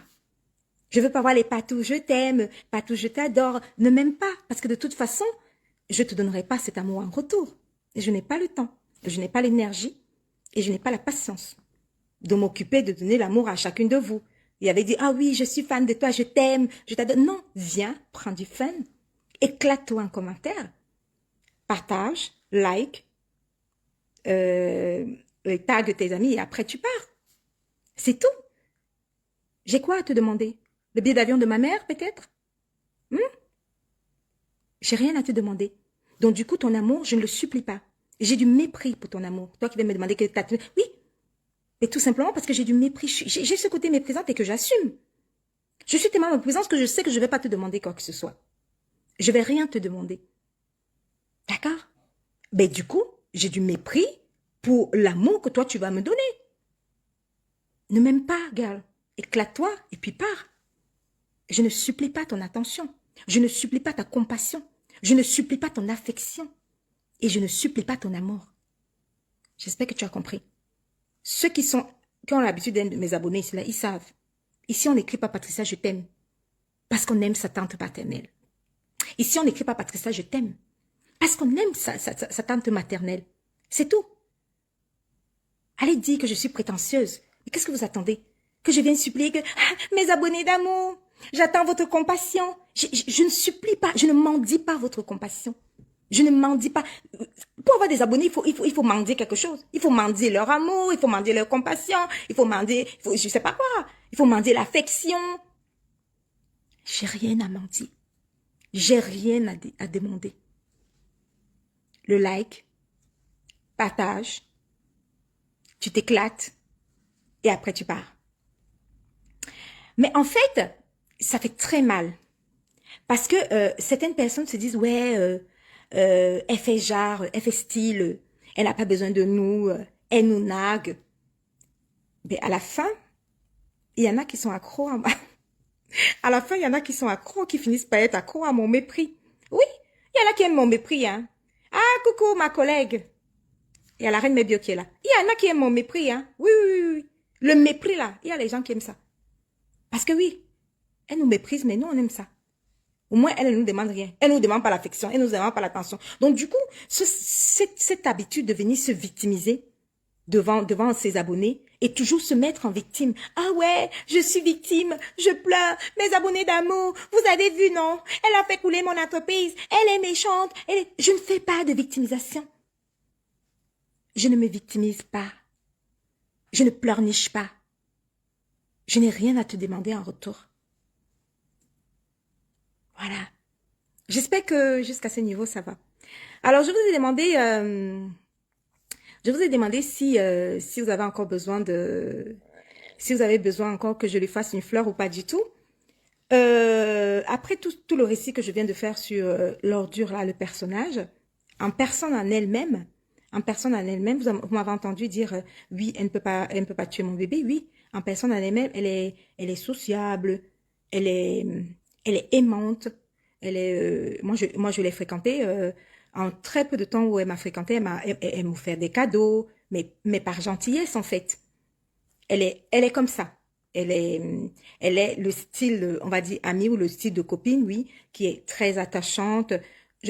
Excusez-moi, peut-être que c'est son côté lesbienne, mais c'est des copines attachantes, aimantes. Il faut pas mentir. Contrairement à elle, moi, je ne mens pas. Je dis que ce que je suis en train de décrire là, c'est elle. Et c'est le genre de copine qui s'est donné, en fait. C'est-à-dire que elle s'est donnée et elle sait recevoir, en fait. C'est le genre que si elle t'affectionne, je dis affectionner, hein, pas son côté lesbienne et tout ça, non.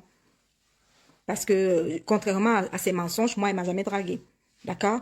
Mais son petit côté lesbienne fait en sorte que quand elle est amie avec des filles, en fait, elle est gentille, elle est attachante.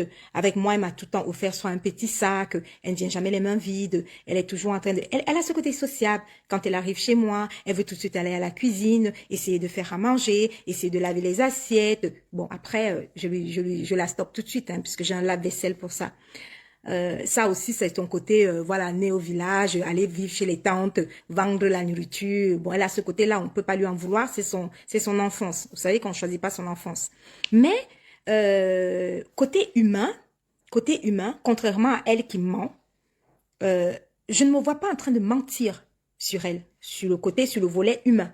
Donc, sur le volet humain, ah ben ouais, dès que tu es son amie, le lendemain, elle a toujours un petit cadeau à t'offrir. Elle va faire les courses, elle te ramène une paire de chaussures. Elle donne, elle s'est donnée. Dès qu'il y a un deuil, elle est déjà présente. Dès qu'il y a, et ne pensez pas que parce qu'elle est venue me donner l'argent au deuil. Non, elle assiste. C'est le genre que elle assiste tout le monde dans les deuils. J'ai pas besoin de mentir, c'est ça. Elle est comme ça. Fleur de Lys est comme ça. Elle ne se joue pas. Mais quand elle sait qu'elle a une copine, oui, c'est le genre que oui. C'est pas le genre à venir bras ballants. Non, elle t'offre, oui, elle entretient sa copine, elle a toujours un petit cadeau. Et si tu as un malheur, et bien sûr qu'elle est là. Et si tu as un bonheur aussi, elle est là. C'est le genre que oui, je suis là pour ceci, cela. Ça, c'est son côté. Ça, c'est son côté Sandra Rose, bonjour. Donc, du coup, ça, c'est son côté humain.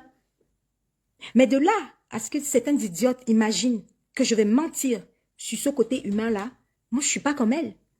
Si elle est comme ça, en quelques jours de fréquentation, je crois qu'elle m'a offert une paire de chaussures, elle m'a offert un sac à main, elle m'a offert, c'est le genre, moi, le jour de la braderie, quand j'étais allée chez elle, et que après, comment on appelle ça, après la veillée, puisqu'elle avait eu deuil, donc après la veillée, nous sommes rentrés chez elle, c'est le genre que dès que tu rentres, Dès que tu arrives chez elle, hé, ma patouche, tu vas manger quoi? Mais elle s'occupe de toi, elle est attachante, il faut qu'elle s'occupe de toi, il faut qu'elle sache que elle veut que tu sois à l'aise, elle veut que tu aies mangé, elle veut que tu aies...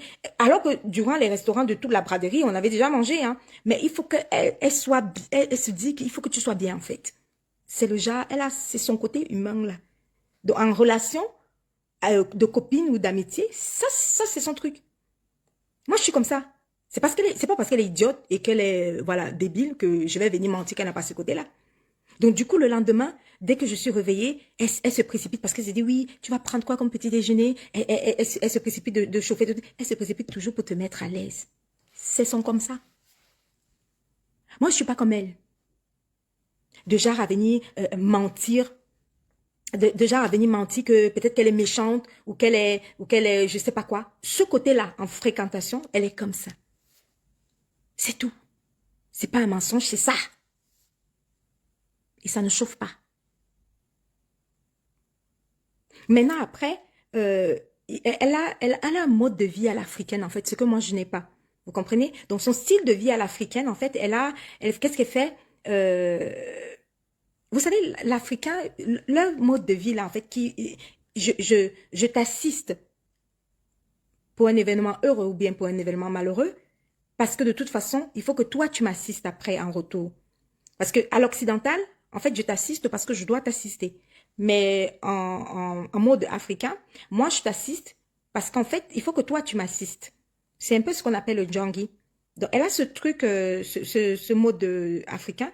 Je n'ai pas dit que c'est mauvais, mais elle est comme ça. C'est-à-dire que tu peux l'avoir dans les mariages, tu peux l'avoir dans les baptêmes, tu peux l'avoir lorsqu'il y a des deuils, dans des veillées, elle assiste tout le monde parce que typiquement les Africains, si je t'assiste, tu m'assistes. Ça fait un peu, comment dirais-je, ça fait un peu Djangi, comme on prononce le mot Djangi en fait. En fait, je t'assiste pour que tu m'assistes. Mais le côté européen, c'est plutôt je t'assiste parce qu'en fait, je dois t'assister. C'est tout. Si tu as un malheur, je t'assiste parce que je dois t'assister, mais pas que je t'assiste parce qu'il faut que tu m'assistes en retour. J'espère que vous avez compris. Alors, ça, c'était pour décrire un tout petit peu celle qui s'est permise de l'ouvrir sur ma personne. Voilà, j'ai dû faire ce petit briefing par rapport à elle. Comme ça donnera l'occasion à ces nombreux moutons d'avoir de quoi décrypter, d'avoir des sujets à décrypter. Vous savez, parfois, il faut donner des sujets de décryptage. Donc, j'espère qu'elles pourront décrypter plein de choses et tout ça. Et voilà. Et vous les voyez, bien évidemment, elles s'excitent dans les commentaires, elles disent tout et n'importe quoi. Il faut les laisser. Il faut les laisser parce que leur idole est là. L'intellectuelle est arrivée, celle qui hausse le débat. Donc, du coup, comme elle est là, on s'excite. Ah bon, elle est là, elle a dit quoi de notre patronne? Vous savez, les idiotes qui soutiennent l'idiote. La médiocrité qui soutient la médiocrité. Et vous les voyez là, toutes elles sont là en commentaire, elles sont en train de s'exciter. En fait, elles s'excitent en commentaire pour attirer mon attention. Elles rêvent que je leur donne mon attention. C'est leur rêve absolu. D'accord? Ok. Est-ce qu'on peut passer à autre chose? On va commencer, je vois que la reine Mébio est là, mon homologue. On va commencer par la glutabos. Donc, on va parler de la glutabos, la gluta-cosmétique. Alors, la glutabos, c'est cette fameuse, voilà, une boss lady, qui est une chef d'entreprise que vous voyez là sur cette photo-là. C'était cette chef d'entreprise, cette brillante chef d'entreprise qui a bâti son entreprise dans les cosmétiques et les compléments alimentaires depuis plusieurs années. Elle est professionnelle depuis plus de 25 ans et au fur et à mesure des années, elle essaie de se frayer un chemin et de bâtir, de construire en fait son entreprise. Donc, malheureusement, elle est victime de harcèlement, elle est victime d'acharnement, de harcèlement par certaines personnes, c'est-à-dire les ennemis du progrès. Je vais vous expliquer pourquoi. Il y a une catégorie de personnes, en fait, qui ont un déni, en fait, qui refusent d'accepter l'ascension sociale ou alors la réussite sociale des femmes chefs d'entreprise, en fait. Parce que eux, ils se disent que, ah ben ouais, il y a des gens qui ont mis dans leur cerveau que lorsqu'une femme réussit, en fait, c'est soit elle a couché, ou soit elle s'est mariée avec un milliardaire, ou quoi que ce soit. Donc, il y a une catégorie de personnes qui détestent le travail, qui déteste la perfection, qui déteste lorsqu'on monte une entreprise, qui déteste les chefs d'entreprise, qui déteste la réussite sociale. C'est ce type de personnes que vous allez voir attaquer la Glutabos, la boss lady. Alors, la boss lady, la Glutabos, Amélie, en fait, elle est donc attaquée par des personnes et particulièrement par un monsieur, Pan Johnson, qu'elle a fréquenté et qui est un pervers narcissique, ça il faut le reconnaître. Ça a été déjà démontré ici. C'est un criminel, c'est un assassin, c'est un arnaqueur. Il a fait plusieurs arnaques, c'est un voleur. Et pourquoi il y a ce problème que vous voyez là sur les réseaux sociaux en fait? En ce moment, sur les réseaux sociaux, il a considéré la boss lady comme son porte-monnaie magique. En fait, tout ce qui se passe, c'est qu'elle est victime de son succès entrepreneurial, elle est victime de son succès, et le crime qu'elle a commis, et que tout le monde lui reproche d'avoir commis un crime, c'est d'avoir élargi son entreprise, en fait, d'avoir ouvert un pôle social et humanitaire dans son entreprise. Alors, dans son entreprise, et avec sa marque Gutaline, qu'est-ce qu'elle a fait? Elle a ouvert un pôle social, d'accord? Un pôle social, un pôle humanitaire. J'espère que tout le monde me suit. Ayant ouvert ce pôle social, elle a donc recruté une ambassadrice humanitaire. Parce que les gens ne comprennent pas. Lorsque tu as une entreprise, tu développes ton entreprise, tu as parfois envie de développer un côté social, un côté humanitaire. Donc du coup, elle a embauché une ambassadrice humanitaire qui, malheureusement, le fait d'avoir embauché l'ambassadrice humanitaire en question ne plaît pas à beaucoup de gens. Pourquoi ça ne plaît pas à beaucoup de gens? Parce que la fameuse ambassadrice humanitaire qui était avec Pan Johnson, avec qui ils ont fait des coups, en fait, il se rend compte, pervers narcissique de son état, gourou d'une secte de son état, il se rend compte qu'en fait, tout ce qu'il a pu extorquer comme fonds à la chef d'entreprise, il sent la chef d'entreprise en train de s'éloigner. C'est-à-dire que c'est comme s'il était en train de perdre son porte-monnaie magique. Alors, il constate que l'ambassadrice humanitaire aura bien évidemment un salaire tous les mois. Et il se dit que si elle a un salaire tous les mois, ça réduit en fait tout ce que lui, il pourrait éventuellement extorquer chez la Glutabos. Je tiens à vous rappeler, hein, je vous enlève les détails. Elle aura quand même acheté des paires de baskets à lui et à son épouse, des paires de lunettes. En fait, c'était des gratteurs, en fait. En fait, je dis même pas c'était, il faut pas que je mette ça au passé. Ce sont des gratteurs parce qu'ils le sont toujours.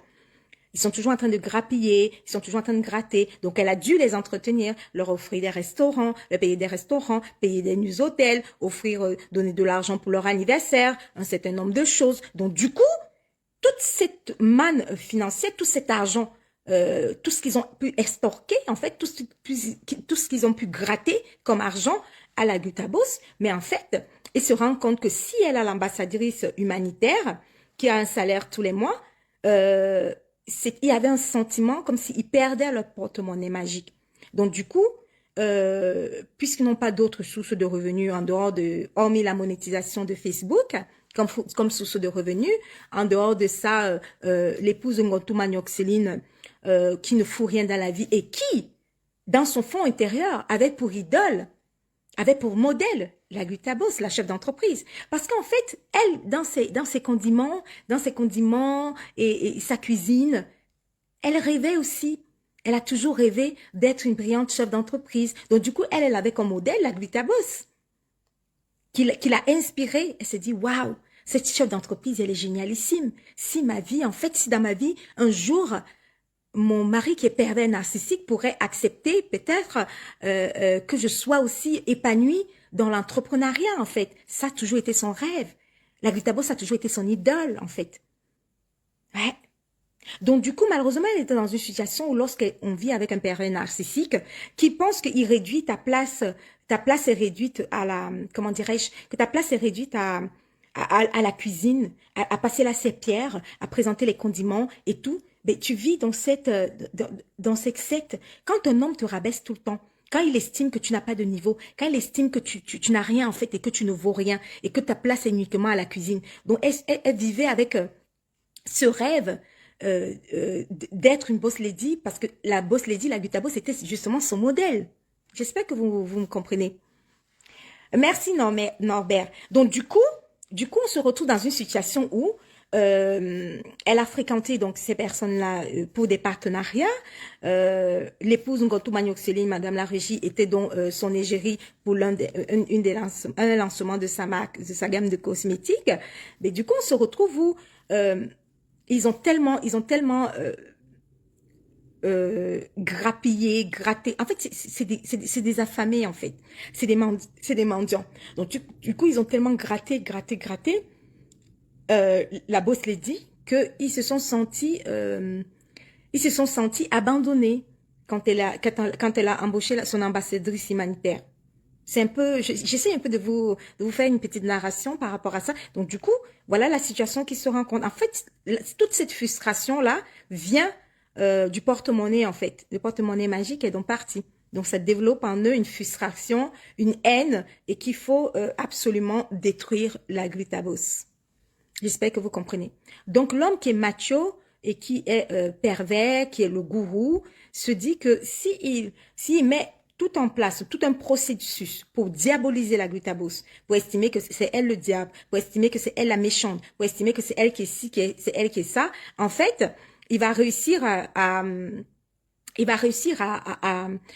tellement la diaboliser que ça va couler son entreprise, en fait, par haine et par méchanceté, tout simplement parce qu'il se dit que, compte tenu du fait qu'il n'a plus le porte-monnaie magique, et il préfère qu'elle perde tout. Alors, elle ne peut pas perdre quelque chose qu'elle a travaillé depuis plus de comment dirais-je, plus de 25 ans. Et tout simplement parce que quelqu'un n'a plus les capacités d'avoir des repas payés par lui, payés par elle, les nuits d'hôtel payées par elle. En fait, c'est ça qui crée cette frustration que vous voyez un tout petit peu sur les réseaux sociaux. J'espère que vous comprenez bien pourquoi. Et moi, compte tenu du fait que je suis une chef d'entreprise, c'est pas la première fois que je défends ce genre de dossier, en fait. Des chefs d'entreprise, des femmes qui sont victimes de leur succès et qu'on déteste pour leur succès entrepreneurial, en fait. Et qu'on est prêt, ça dit qu'on est tellement habitué à la médiocrité, on est tellement habitué de valoriser la médiocrité on est tellement habitué de valoriser la médiocrité que on se retrouve dans des situations où celles qui ne sont pas médiocres, celles qui ont fait des études, celles qui ont eu un succès entrepreneurial, celles qui ont réussi dans leur entreprise, celles qui ont bâti leur empire, en fait, il faut les éliminer. Elles font peur à la société. Et la société ne déteste pas. Pourquoi? Parce que nous vivons dans une société où on valorise la médiocrité. Donc, on peut mettre en avant une médiocre, une inculte, une débile, une conne, une idiote, plutôt que de mettre en valeur une chef d'entreprise, une intellectuelle et tout ce qui va avec. J'espère que vous comprenez. Donc, du coup, pour la chef d'entreprise, on est prêt à lui coller tout et n'importe quoi. C'est-à-dire que on a fait pareil à l'autre chef d'entreprise, Karimo. C'est-à-dire qu'à Karimo, on a dit qu'elle était, et regardez les mêmes gens, hein, on a dit que, ah ben ouais, si elle était riche, c'est parce qu'elle vendait les gens aux femmes là. Si elle était riche, si elle est riche, c'est parce qu'elle vend les gens aux femmes là. Si elle est riche, c'est parce que, c'est parce qu'elle aurait couché, par exemple, des trucs comme ça. Si elle est riche, c'est parce qu'elle vend les organes humains, des trucs comme ça. Donc, ce genre de chef d'entreprise, on est obligé de coller des merdes et de tout et n'importe quoi parce que la société dans laquelle nous vivons ne valorise pas le mérite. La société dans laquelle nous vivons valorise la médiocrité. Donc, c'est logique que ce type de chef d'entreprise qui a réussi à bâtir son empire, exemple Karimo ou exemple la Glutabos ici présent, soit lynché, qu'on développe tout un acharnement sur elle. J'espère que vous avez compris le but, l'objectif de cet acharnement. Et je vous rappelle en fait que Pan Johnson, puisque c'est de lui qu'il s'agit, a déjà fait la même chose avec moi. C'est-à-dire que c'est quelqu'un avec qui, lorsqu'il est venu soi-disant en clash avec moi, il a tapé uniquement sur mes entreprises. C'est-à-dire qu'il les a sortis les unes les autres, il a sorti les bilans, il a parlé uniquement de mon entreprise. Mon entreprise, par exemple, Gemelimo. Gemelimo, c'est ma société civile immobilière. Il est allé taper dessus, il a tapé sur mon entreprise événementielle, sur mon entreprise de transport de personnes. Donc, il a fait tout ça. En fait, c'est un pervers narcissique qui refuse, qui fait un déni sur sur le succès entrepreneurial, la réussite entrepreneuriale des femmes. Parce que pour lui, la femme, elle doit rester à la cuisine, elle doit passer la serpillière. Donc du coup, il a cette frustration et ce complexe d'infériorité lorsqu'une femme réussit. Voilà, c'est pour ça que quand vous voyez la boss lady Chopard, par exemple, il la clash. Par exemple, moi qui suis une boss lady, il me clash. La boss lady... la boss lady Amélie Lagluta-Boss, il nous clash parce que c'est quelqu'un qui ne peut pas accepter, parce que pour lui, il est macho, en fait. La place de la femme, c'est à la cuisine. J'espère que vous comprenez. Voilà. Donc, du coup, voilà un certain nombre d'éléments. Et bien sûr, je suis et je reste son avocate avec mon homologue, la reine Mébio. Nous allons défendre les chefs d'entreprise. Moi, je la défends parce que je suis une chef d'entreprise, donc nous allons défendre la chef d'entreprise. Et notre ligne de défense, elle est claire, en fait. C'est que, bien évidemment, on ne va pas entrer dans les bassesses, dans les si, dans les quoi et tout, parce qu'on a tout dit de Karimo, en fait. On a dit de Karimo qu'elle vendait les organes humains, qu'elle vendait les reins. On a dit qu'elle vendait les gens aux femmes là. Donc, ce qu'on peut dire de cette autre boss lady, qu'elle a fait ci, qu'elle a fait ça, c'est un classique, en fait. Donc, nous, on ne va pas s'attarder sur ce genre d'ineptie. On ne va pas s'attarder sur ce genre de débilité. On ne va pas s'attarder sur ce genre de bassesse. On va rester sur les faits, en fait. C'est que le criminel, le pervers narcissique, l'assassin, persécute ma cliente, la Glutabos, la chef d'entreprise, pour des raisons que je viens de vous expliquer tout à l'heure, et nous restons sur ces faits-là. J'espère que vous comprenez. Voilà. J'espère que vous avez compris, hein. Ok. Donc, bien sûr, chaque fois qu'il y aura un dossier ou un truc supplémentaire à dire là-dessus, elle aura toujours mon soutien. Si c'est chez la reine Mébio qui est en direct pour faire la plaidoirie, je ferai ma plaidoirie, bien évidemment. Elle sera défendue, comme j'ai défendu Karimo. Je suis pour le travail. Je valorise le travail. Je valorise l'entrepreneuriat. Donc, il est hors de question qu'en tant que boss lady, une entrepreneur, sous mes yeux, soit lynché, soit lapidé pour les mauvaises raisons. C'est inimaginable, en fait. C'est inconcevable. Donc, bien sûr que vous allez voir celles qui ne peuvent même pas créer une société, celles qui n'arrivent pas à aligner 3 mots en français, essayer de vous faire comprendre que le criminel ou que l'assassin a raison ou je sais pas quoi. Mais ça fait partie du game. Parce que même lorsqu'on est dans le couloir de la mort, excusez-moi, on a un avocat.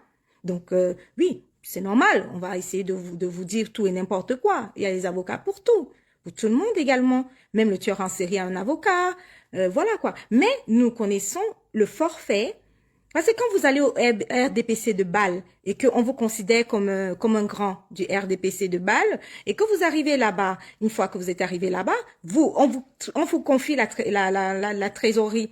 Parce qu'on se dit, bon ouais, c'est un grand et tout, on va lui confier la trésorerie. Et qui s'enfuit avec la caisse? C'est un voleur, tout simplement. Il s'est enfui avec la caisse du RDPC du RDPC à Bâle. Il a pris l'argent, il a volé l'argent, il s'est enfui avec. Parce qu'on lui a fait confiance. On a estimé que non, c'est un monsieur d'un certain âge, on va lui confier l'argent, il s'était parti avec. Il a déjà plusieurs de ces forfaits comme ça. Genre, il crée une pseudo-association dans laquelle il fait venir, des abonnés ou des adeptes ou je sais pas quoi, à qui il estorque un abonnement à 270 € par là, quelque chose comme ça. Et bien évidemment, on ne sait pas où cet argent part, on ne sait pas comment cet argent est géré. En fait, tout cet argent va tout simplement dans sa poche. Donc, ce genre d'arnaque, d'escroquerie, de forfait, de vol, d'assassinat, de tout ce genre de trucs, moi, je les ai déjà démontrés, en fait. Donc, on se retrouve dans le problème actuel où le problème actuel est simple. Hein, on n'a pas besoin de faire bac plus 10 pour le comprendre. Le problème actuel est simple, c'est que Ariel dit moi-même, je suis avocate de la Glutabos. Maman, le niveau est élevé. Donc, le problème actuel se trouve dans le fait que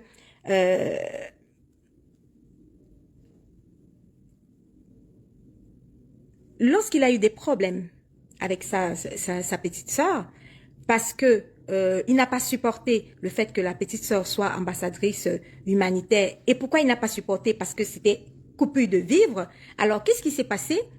Ben, du coup, il a entamé un acharnement, une guerre et tout ça. Et la nièce et le neveu de l'ambassadrice humanitaire a fait ce qu'on a l'habitude de faire ici sur les réseaux sociaux. Donc, du coup, a sorti ses voices. Alors, lorsqu'il a sorti ses voices, on a entendu sa voix dans laquelle il était en train de demander à ce qu'on insulte ci, de demander à ce qu'on insulte ça, telle ou telle personne. Et en fait, il a été furieux. Il a eu la honte de sa vie, en fait, parce qu'il a eu très mal que ses voices se retrouvent dehors, dans lesquelles il est en train de demander à ce qu'on insulte un tel ou un tel, en fait. Et c'est cette fureur qui a fait en sorte qu'il contacte donc le Maroc, des personnes au Maroc, à qui il paye de l'argent via MoneyGram. Une fois qu'il a payé de l'argent via MoneyGram, on reçoit des captures d'écran de ces conversations à qui il demande, dans lesquelles il demande de donner une correction au neveu, et bien sûr d'arracher son téléphone, tous ses téléphones. Comme ça, on élimine les preuves et comme ça, il y aura plus de preuves. Voilà. Donc du coup, dans ce qu'on appelle donner une correction, en fait, c'est élargi en fait. Donner une correction, ça peut être donner 2 gifles. Donner une correction, ça peut être un petit coup de poignard quand même. Donner une correction, ça peut être prendre une batte de baseball et la mettre peut-être dans son arrière-train. Donner une correction, en fait, donner une correction, c'est assez large. Vous comprenez? Donc chacun peut analyser cette histoire de donner une correction, peu importe. Ce qui est sûr et certain, c'est que au Maroc, le neveu ne se serait pas laissé arracher ses téléphones sans essayer de se défendre. Et ce qu'on dit dans ces conditions-là, c'est que si son plan machiavélique arrivait jusqu'au bout, il y aurait eu meurtre, en fait. Parce que si comment dirais-je, les malfrats qu'il a envoyés aller donner une correction arrivait et arrachait le téléphone, peut-être qu'il devait arriver avec des battes de baseball, peut-être qu'il devait arriver avec des poignards, peut-être qu'il devait arriver avec des couteaux, des machettes, ou j'en sais rien. Mais du coup, dans l'optique que, bon, le neveu va quand même se défendre, il y aurait eu bain de sang, il y aurait eu meurtre. C'est aussi simple que ça.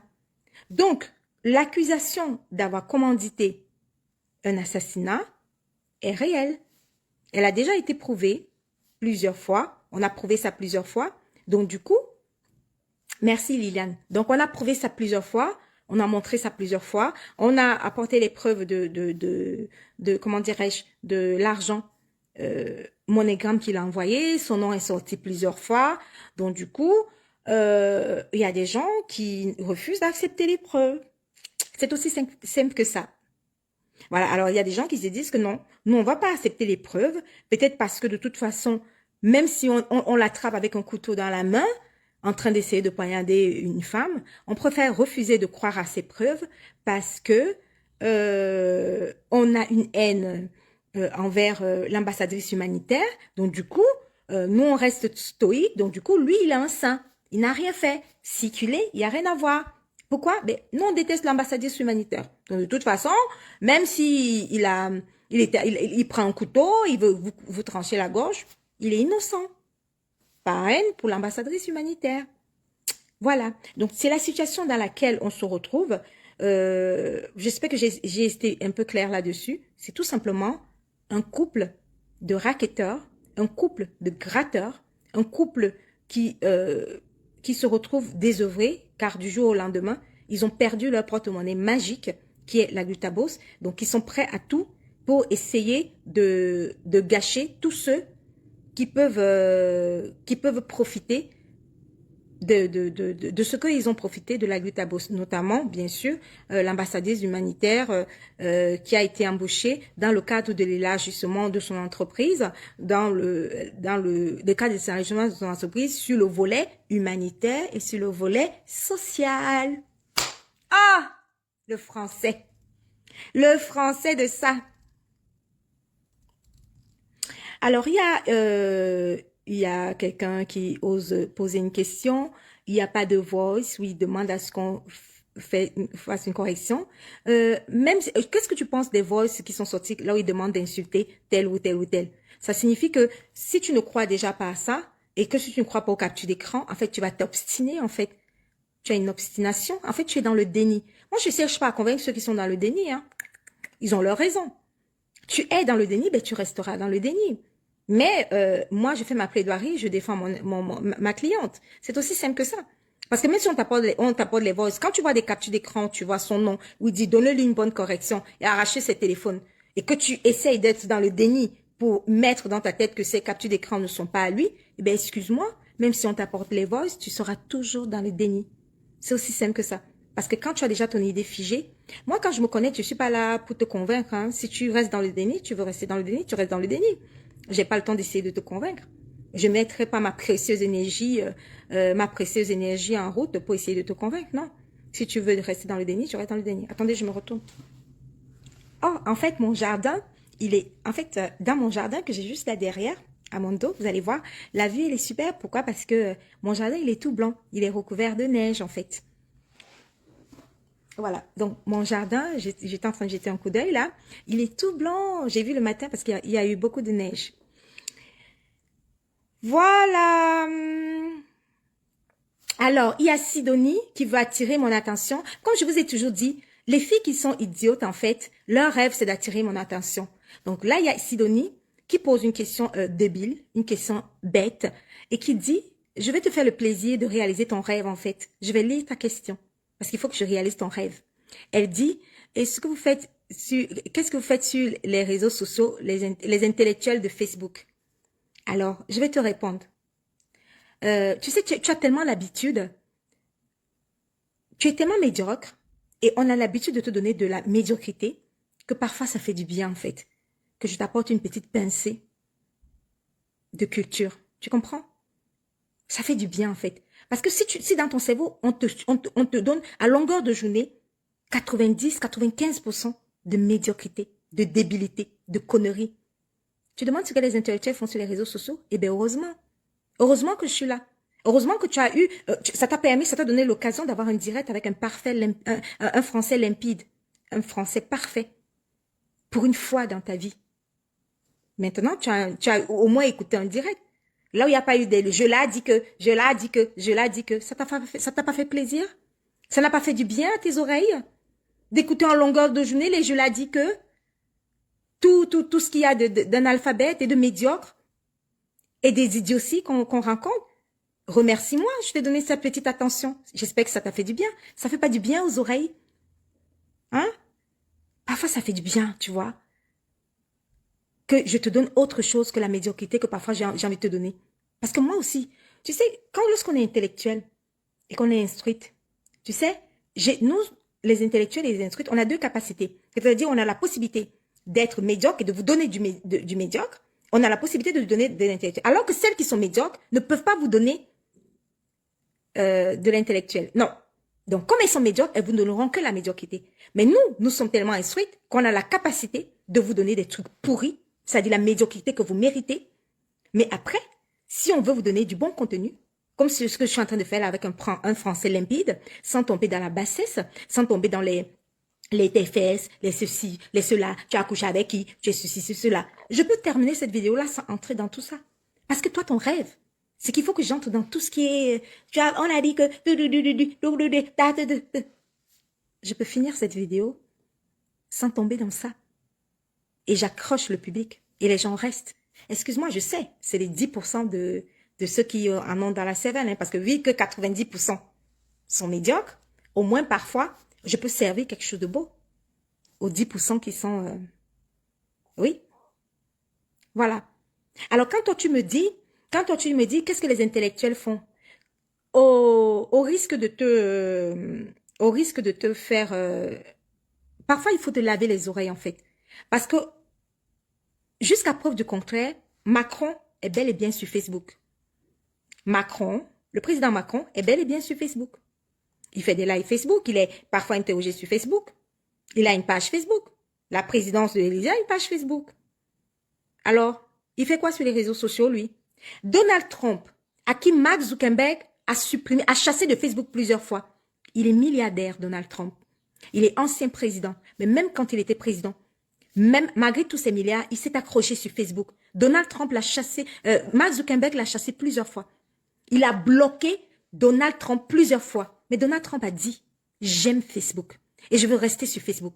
Alors quand une idiote comme toi ne comprends pas qu'il y a des intellectuels sur les réseaux sociaux, il y a des intellectuels sur Facebook, et quand tu penses que tu restes toujours dans ta zone de confort, c'est-à-dire la zone de médiocrité, et lorsqu'une intellectuelle arrive et qu'elle élève le débat, tu es perdu.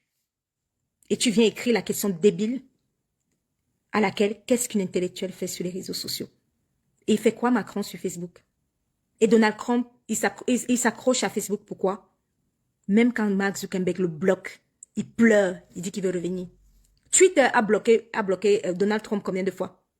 Il a signé que lui, il veut revenir. Tu peux me dire ce que Trump, qui est milliardaire, fait sur Facebook? Je vous ai dit que venez ici avec vos cerveaux. Hein, parce que quand j'attrape une avec un quotient intellectuel qui tend vers moins l'infini, je lui donne sa dose. Avec un français limpide. Venez avec un cerveau.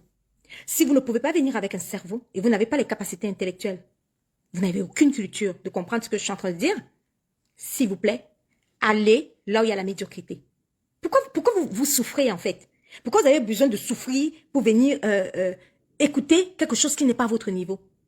Attendez, je fais aussi de la médiocrité. Hein. Parfois, je vous donne de la médiocrité. Donc, du coup, vous attendez que je vous apporte. Je viens dans le volet médiocrité. D'accord? Mais lorsqu'une chef d'entreprise, comme la Glutabos, est attaquée, est lynchée, est vilipendée, en tant que bourse lady, en tant que chef d'entreprise, parce que je sais ce que c'est qu'il faut pour créer une entreprise. Alors oui, il faut que je me lève. Il faut que je me lève et que je la défende. Je dois la défendre. J'ai une obligation morale de la défendre. Contre vents et marées. Je dois la défendre. Parce que c'est assez débile de vivre dans un monde où on jalouse celles qui ont réussi socialement. Moi, j'entends, je vais pas aller dans la bassesse, hein. J'entends ça et là, certains qui disent, tu as dit que tu es riche. En fait, parfois, certaines personnes disent que riche, c'est comme si on t'insultait. Tu as dit que tu es riche, non? N'est-ce pas, tu es riche, non? J'entends souvent ça. Mais la richesse, ça se travaille. La richesse financière, ça se travaille. Step by step. Étape après étape. Vous pensez qu'on bâtit une entreprise, vous pensez qu'on bâtit un patrimoine comment? Parce que vous n'avez pas de niveau de compréhension. Vous n'avez pas fait compréhension de texte à l'école, ça c'est sûr et certain. Que lorsque je viens dire que mon patrimoine immobilier, l'ensemble de mon patrimoine immobilier a une valeur d'1 million d'euros. Lorsque je prononce cette phrase, les débiles, les abrutis, les idiotes, les cancres, même si on fait 5 jours pour leur expliquer la phrase là, elles ne vont pas comprendre. Elles vont prendre un raccourci en te faisant comprendre que tu as dit que tu es riche, tu as dit que tu as 1 million d'euros, tu as dit qu'elles ne vont pas comprendre. Je répète cette phrase. L'ensemble de mon patrimoine immobilier, ma résidence principale, plus toutes mes résidences secondaires, l'ensemble, donc A, parce qu'il faut accorder aussi. C'est pas les résidences. Donc l'ensemble a une valeur d'1 million d'euros. Maintenant, les idiotes vont venir dire, elle a dit qu'elle est riche, elle a dit que c'est si, elle a dit qu'elle est milliardaire. Une milliardaire fait quoi sur les réseaux sociaux? Une milliardaire fait quoi sur les réseaux sociaux? Une riche, elles sont débiles. Elles n'ont même pas compris cette phrase. Elles ne connaissent même pas la signification de ce que je viens de dire. L'ensemble de mon patrimoine immobilier. Elles vont comprendre la phrase de là comment? Elles vont comprendre la phrase de là comment? Est-ce que ça veut dire ce que la résidence principale? Déjà là, je suis dans ma résidence principale. Avec vue sur les jardins, le jardin a de la neige. Vous voyez, mon jardin est tout blanc là. Parce qu'il y a de la neige. Est-ce qu'elles comprennent? Elles n'ont même pas de résidence principale. Donc du coup, elles ne peuvent même pas comprendre ce que c'est qu'une résidence principale en fait. Pour aller chercher à savoir ce que c'est que les résidences secondaires. Tu as en face de toi, avec ma société civile immobilière, Gemel Immo, des gens devant qui j'ai acheté mon cinquième bien immobilier, c'est-à-dire dans mes investissements immobiliers, en plein direct, sur Facebook. Et tu as toujours des débiles qui vont te dire, tu dis que tu es riche, tu dis que tu es riche. Tu vois, Pan Johnson qui arrive, qui met le nom de ma société civile immobilière, Gemel Immo. Gemel Immo, comme mon nom. J'achète mon cinquième bien immobilier, au vu au su de tout le monde. Avec celles qui me suivent ici, là, parfois, quand je fais de l'immobilier. Je l'achète en direct. Mais les débiles, elles n'ont rien compris. Elles n'ont pas compris elles n'ont pas compris que c'était un investissement immobilier. Elles n'ont pas compris que ça fait partie de mon patrimoine immobilier. Elles n'arrivent pas à comprendre pourquoi tout ce patrimoine immobilier m'appartient et pas à mon mari. Elles n'ont pas compris comment j'ai bâti mon patrimoine immobilier. Elles ne savent pas comment utiliser la banque comme levier pour pouvoir bâtir son patrimoine immobilier. Elles n'ont pas accès au crédit immobilier. Mais vous parlez de quoi? Des gens qui n'ont pas accès au crédit immobilier, des gens qui ne savent pas qu'il faut utiliser la banque comme levier d'enrichissement, les gens qui ne savent pas qu'on utilise l'argent de la banque pour pouvoir s'enrichir soi. Vous voulez que je parle avec qui? Vous voulez que quand je lève le niveau, elles fuient. Elles n'ont pas les compétences. Elles n'ont pas les compétences. Tu vas voir quelqu'un qui va te dire que oui, tu as dit que tu es riche, tu as dit que tu es riche. Elle ne sait pas qu'on utilise l'argent de la banque pour bâtir son patrimoine immobilier. Comment elles vont savoir ça? La phrase que je viens de prononcer là, elles vont comprendre ça comment? Quelqu'un qui est à découvert, certaines sont interdits bancaires. Elles sont toutes interdits bancaires. Elles sont à découvert. Celles qui ne sont pas interdits bancaires, elles sont à découvert. Donc, l'investissement immobilier, elles ne s'y connaissent pas. Le crédit immobilier, elles ne s'y connaissent pas. Les banques, elles ne s'y connaissent pas. Le rôle d'une banque, elles ne connaissent pas le rôle d'une banque. Quelqu'un qui ne sait pas que l'argent qui est dans la banque, là, c'est pour nous. Les gens ne connaissent pas l'adage. On ne prête qu'aux riches. Si tu dis cet adage-là, on ne prête qu'aux riches, en fait, tu vas voir les gens qui vont arriver et te dire, ah ben ouais, les gens vont arriver et te dire, ah ben ouais, tu es endetté. Mais quand tu vas leur répondre qu'en fait, on ne prête qu'aux riches, tu vas les voir entendre te dire, oui, tu as dit que tu es riche, tu as dit que tu es riche. Mais attends, tu dis que je suis endetté? Ben, je suis endetté parce que justement, on ne prête qu'aux riches. Parce que ta minable épargne que toi, tu peux déposer dans ton compte bancaire, tellement c'est minable, tu penses que ça sert à quoi? Eh bien, ça sert à prêter de l'argent aux riches, c'est-à-dire à ceux qui investissent. Mais ce que je suis en train de dire là, c'est le niveau élevé. Ils ne vont pas comprendre ça parce qu'ils ne connaissent même pas le rôle de la banque. En fait, la banque est là pour nous prêter de l'argent. C'est aussi simple que ça. Mais bon, on va pas entrer dans le côté investissement et tout ça. Vous savez, si on entre dans ce niveau-là, ils vont être perdus. Est-ce que vous voulez que j'allume un peu? Parce que là, il commence à faire noir. Hein. Si vous voulez, j'allume. Hein.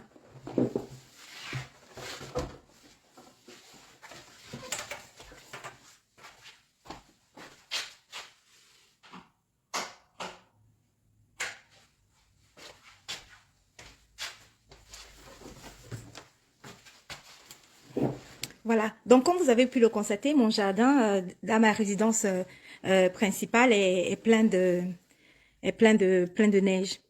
Voilà. Donc, il est 17h, il est tard. J'espère que j'ai passé du bon moment avec vous. Je m'excuse parce que le niveau a été très élevé. Je n'ai pas nagé dans la médiocrité. Je m'en excuse. Je sais que, oui, vous pouvez faire remonter les cœurs. En fait, si vous n'êtes pas frustré, hein. Voilà. Donc, je m'excuse d'avoir élevé tellement le niveau. Je sais que vous avez eu mal au crâne, vous avez eu mal au cerveau. Je suis vraiment désolée d'avoir élevé le niveau de façon brusque. En fait, je sais que ça vous a brusqué, ça vous a choqué. Vous avez reçu un électrochoc. Je suis vraiment désolée. Je sais que vous allez finir avec des maux de tête. Peut-être certaines vont aller prendre les dictionnaires de leur enfant pour essayer de remettre mon direct et essayer de voir les mots dans le dictionnaire. Et bien sûr, certaines idiotes vont essayer de décrypter ce qu'elles ne comprennent pas, en fait. Voilà. Vous allez voir certaines qui vont dire « Je décrypte ». Tu as les compétences pour?